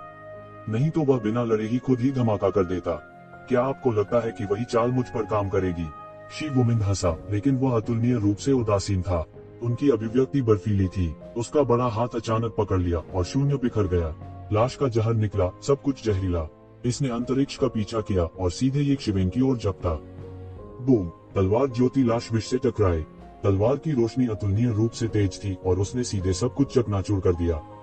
हालांकि यह अंततः एक पल के लिए लाश के जहर से रुक गया था। जब यह घेरे से बाहर निकला तो यह सीधे खाली हवा पर झपटा। इस समय शी वुमिंग सीधे येज़ेवेन के सामने आ गए थे। उसने रहस्यमय कदम उठाए और कोई नहीं जानता था कि यह किस तरह की शारीरिक तकनीक है। यह बेहद तेज था। येज़ेवेन को केवल यह महसूस हुआ कि उसकी दृष्टि धुंधली हो गई थी और उसे पता ही नहीं चला कि कब शी वुमिंग उसके सामने आ गया। पफ! एक अतुलनीय रूप से जोर की दहाड़ सुनाई दी और येज़ेवेन को सीधे मुक्का मारा गया। उसकी आकृति न जाने कितने तारे टूट गए थे और उसका भौतिक शरीर, जो पहले से ही गंभीर रूप से घायल था, अब और भी खंडित लग रहा था। हफ हफ हफ! येज़ेवेन की भारी सांस पूरे ब्रह्मांड में फैल गई और यह अधिक से अधिक तेज हो गई। उसकी दृष्टि भी धीरे धीरे धुंधली होने लगी। वह जानता था कि उसकी जीवन शक्ति को जलाने की उसकी जबरदस्त कार्रवाई ने उसके शरीर पर पहले ही बहुत दुष्प्रभाव डाल दिए थे। इसके अलावा उसका यह शरीर भी उसके अनुरूप नहीं था। हालांकि अब कोई रास्ता नहीं था। इस बिंदु पर मौत से लड़ना ही संभव था। हुश! शी वुमिंग पहले ही ऊपर चढ़ चुका था। साथ में एक विशाल शव साम्राज्य का अवतरण भी हुआ था। अनगिनत कानून हवा में नाचने लगे और येज़ेवेन की ओर दौड़ पड़े। यदि यह सब आपके पास है तो भाड़ में जाओ। शी वुमिंग अजीब तरह से हंसे और अंत में रिहा हो गए। ऐसा लग रहा था कि अनगिनत वर्षों से उसके दिल में जो अत्याचार जमा हुआ था, वह येज़ेवेन पर पूरी तरह से उतर गया था। जब यह संकट दूर हो जाएगा तो सारी समस्याएं समाप्त हो जाएंगी और वह उस समय मुक्त हो जाएगा। टकराना। शी वुमिंग ने येज़ेवेन के शरीर से मांस का एक और टुकड़ा लिया और उसे निगल लिया। उसे सहज रूप से लगा कि कुछ गड़बड़ है, लेकिन इस समय वह इतनी परवाह नहीं कर सकता था। वह यह भी जानता था कि एक शिवेन बहुत खतरनाक थी। गोस्टली फ्लेमिंग ऐप का वध कर पाना अपने आप में एक बेहद चौंकाने वाली बात थी। अगर ये ज़िवेन सफल हुआ तो क्या उसकी जीवन भर की प्रतिष्ठा बर्बाद नहीं हो जाएगी? ऐसा लग रहा था कि एक शिवेन पूरी तरह से एक नुकसानदेह स्थिति में आ गई थी। उसके पास केवल विरोध करने की ताकत थी। शी वुमिंग के हमलों के तहत वह बार बार घायल हो गया, लगभग हवा में मोमबत्ती की तरह। ट्रू मार्शल स्कूल के कुछ लोग पहले से ही रो रहे थे। बहुत से लोग ये शिवेन को शी वुमिंग के हमले में मरते हुए नहीं देख सकते थे। यहाँ तक असली मार्शल स्टोन तलवार भी ये शिवेन की रक्षा करने में सक्षम नहीं होगी। ये ज़िवेन आक्रमण में अच्छी थी, रक्षा करने में नहीं। टकराना, टकराना, टकराना। ये ज़िवेन को लगातार उड़ाया जा रहा था, लेकिन हर बार वह एक तीखे तिरचिट्टे की तरह खड़ा हो गया। अभी भी मरा नहीं है, अभी भी मरा नहीं है, अभी भी मरा नहीं है। शी वुमिंग दहाड़ता रहा, यहाँ तक वह थोड़ा अधीर था। यह बच्चा वास्तव में दृढ़ है। वह क्या है? वृक्ष पूर्वज का दिल। यह वास्तव में आपके शरीर में आपका समर्थन कर रहा है। फिर मैं इसे खोद कर देखूंगा कि आपके पास कितनी ताकत बची है। शी वुमिंग अत्याचारी रूप से दहाड़ा। उसकी आंखें इतनी तेज थीं कि वह एक नजर में येक शिवेन के शरीर के अंदर पूर्वजों के पेड़ के दिल को देख सकता था। वह एक ही बार में येक शिवेन का गला घोंटकर मार डालना चाहता था। वह बिल्कुल उसे चीजों को घुमाने का कोई मौका नहीं देंगे। मरना। वह दहाड़ा और हंसा। उसने जबरदस्ती ट्रू मार्शल स्टोन तलवार की तलवार प्राप्त की और उसके शरीर पर एक बड़ा घाव हो गया। मौके पर अंतहीन खून बिखरा पड़ा है। फिर उसने येक शिवेन की छाती पर जमकर वार किया। उची। ये ज़िवेन के शरीर पर एक बड़ा छेद किया गया था और एक हरा दिल बाहर निकाला गया था। हा, यह पेड़ के पूर्वज का दिल है। मैं हजारों साल पहले उस बूढ़े आदमी के लिए कुछ नहीं कर सका। अब जब वह मर चुका है तो बस इतना होता है कि पेड़ के पूर्वज का दिल मेरे हाथों में आ गया है। यह मेरी खेती को और बेहतर बनाने में मदद कर सकता है। शी वुमिंग ने हंसते हुए कहा। उसने हजारों साल पहले वृक्ष पूर्वज के साथ संघर्ष किया था। उन्होंने एक बार अपनी मृत सेना का नेतृत्व पूर्वजों की दुनिया पर हमला करने के लिए किया था, लेकिन ट्री पूर्वज द्वारा रोक दिया गया था। इसलिए वह जानता था कि वृक्ष पूर्वज का हृदय कितना शक्तिशाली था। हालांकि उस समय वृक्ष का पूर्वज पहले से ही बूढ़ा था, फिर भी वह भयानक रूप से शक्तिशाली था। शी वुमिंग के पास सफल होने का मौका नहीं था। अप्रत्याशित रूप से वह हजारों वर्षों के बाद सफल हुआ। हे, बहुत जल्दी खुश मत हो। ये ज़िवेन हंसी। फिर उसने जबरदस्ती एक मोहर बनाई और एक राजसी बल बेतहाशा वृक्ष के पूर्वज के दिल में बह गया। अच्छा नहीं है। शी वुमिंग को तुरंत कुछ एहसास हुआ। यह एक जाल हो सकता है, एक बहुत बड़ा जाल। वह जल्दी से पेड़ के पूर्वज के दिल को फेंकना चाहता था, लेकिन तब तक बहुत देर हो चुकी थी। पेड़ के पूर्वज के हृदय में अचानक एक विनाशकारी शक्ति का विस्फोट हुआ। बूम! एक भयानक शक्ति निकली और सीधे सभी दिशाओं में फैल गई। पेड़ के पूर्वज का दिल मौके पर ही फट गया। उस भयानक शॉकवेव ने लीजेंड क्षेत्र के कुछ विशेषज्ञों को भी उड़ान भरने के लिए भेजा। हर कोई इस दृश्य को अपने चेहरे पर एक बदसूरत अभिव्यक्ति के साथ देख रहा था। उन्हें उम्मीद नहीं थी कि ये ज़िवेन न केवल क्रूर और निर्दयी है, बल्कि वह अपने प्रति भी क्रूर है। हॉट ऑफ द ट्री पूर्वज उनकी एकमात्र आशा थी और अब उन्होंने वास्तव में इसे सीधे विस्फोट करने का साहस किया। उन्होंने लंबे समय से ऐसी निर्ममता नहीं देखी थी। जब से उन्होंने पौराणिक क्षेत्र में प्रवेश किया, तब से वे अपने जीवन को अधिक से अधिक पोषित करने लगे थे। स्वाभाविक रूप से वे पहले की तरह हताश नहीं होंगे। यह कुछ ऐसा था जिसकी मदद नहीं की जा सकती थी। अब ये ज़िवेन की निर्ममता ने उन्हें ऐसा महसूस कराया जैसे एक जीवन भर बीत गया हो। ये ज़िवेन सबसे पहले उड़ने वाली थी। उसका पूरा शरीर पहचान में नहीं आ रहा था और उसका पूरा शरीर लगातार फट रहा था। हृदय के वृक्ष पूर्वज के समर्थन के बिना वह अभी भी इस तरह के अत्याचारी शरीर को कैसे बनाए रख सकता है? धिक्कार है, तुम्हारी हिम्मत कैसे हुई मुझे चोट पहुंचाने की? विस्फोट के केंद्र से और भी अत्याचारी आवाज आई। शी वुमिंग ने सीधे एक कदम आगे बढ़ाया। उसके आधे शरीर को उड़ा दिया गया था, जिससे उसकी भयानक सफेद हड्डियां दिखाई दे रही थीं। वह और भी भयावह और भयानक लग रहा था। उसे उम्मीद नहीं थी कि वो वास्तव में येक शिवेन द्वारा बरगलाया जाएगा। वह जो ये ज़िवेन को शुरू से अंत तक दबा रहा था, वास्तव में ये ज़िवेन के हाथों इतना बड़ा नुकसान हुआ।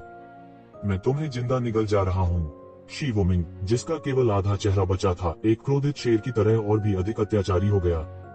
मुझे डर है कि आपके पास मौका नहीं होगा। मेरे साथ भाड़ में जाओ। ये ज़िवेन हंसा और अचानक अपना हाथ लहराया। एक तलवार की रोशनी आसमान से उतरी और जमकर नीचे गिरा, सीधे शी वुमिंग को नष्ट कर दिया, जिसके पास केवल आधा शरीर बचा था। टकराना। शी वुमिंग ने मौके पर ही विस्फोट कर दिया। यह कैसे हो सकता है? मैं इसे स्वीकार नहीं कर सकता। शी वुमिंग की अत्याचारी आवाज अभी भी ब्रह्मांड में गूंज रही थी, हर किसी को हैरान कर रही थी। हफ हफ, ये जिवेन की सांसें अधिक से अधिक तीव्र हो गईं और यह छोटी हो गईं। धीरे धीरे वह जितना सांस ले रहा था उससे कहीं अधिक सांस ले रहा था। लगातार 2 पौराणिक शिखरों को मारने के बाद वह अपनी सीमा तक भी पहुंच चुका था। उसके पास वास्तव में जारी रखने की ताकत नहीं थी। क्षमा करें, मैंने अपनी पूरी कोशिश की है। अरे ये जिवेन, तुम्हारे जैसे युवक को अपनी जान की भी परवाह नहीं है। मुझे अपनी सड़ी हुई जिंदगी की परवाह क्यों होगी? मुझे आखिरी बार तुम्हारी मदद करने दो।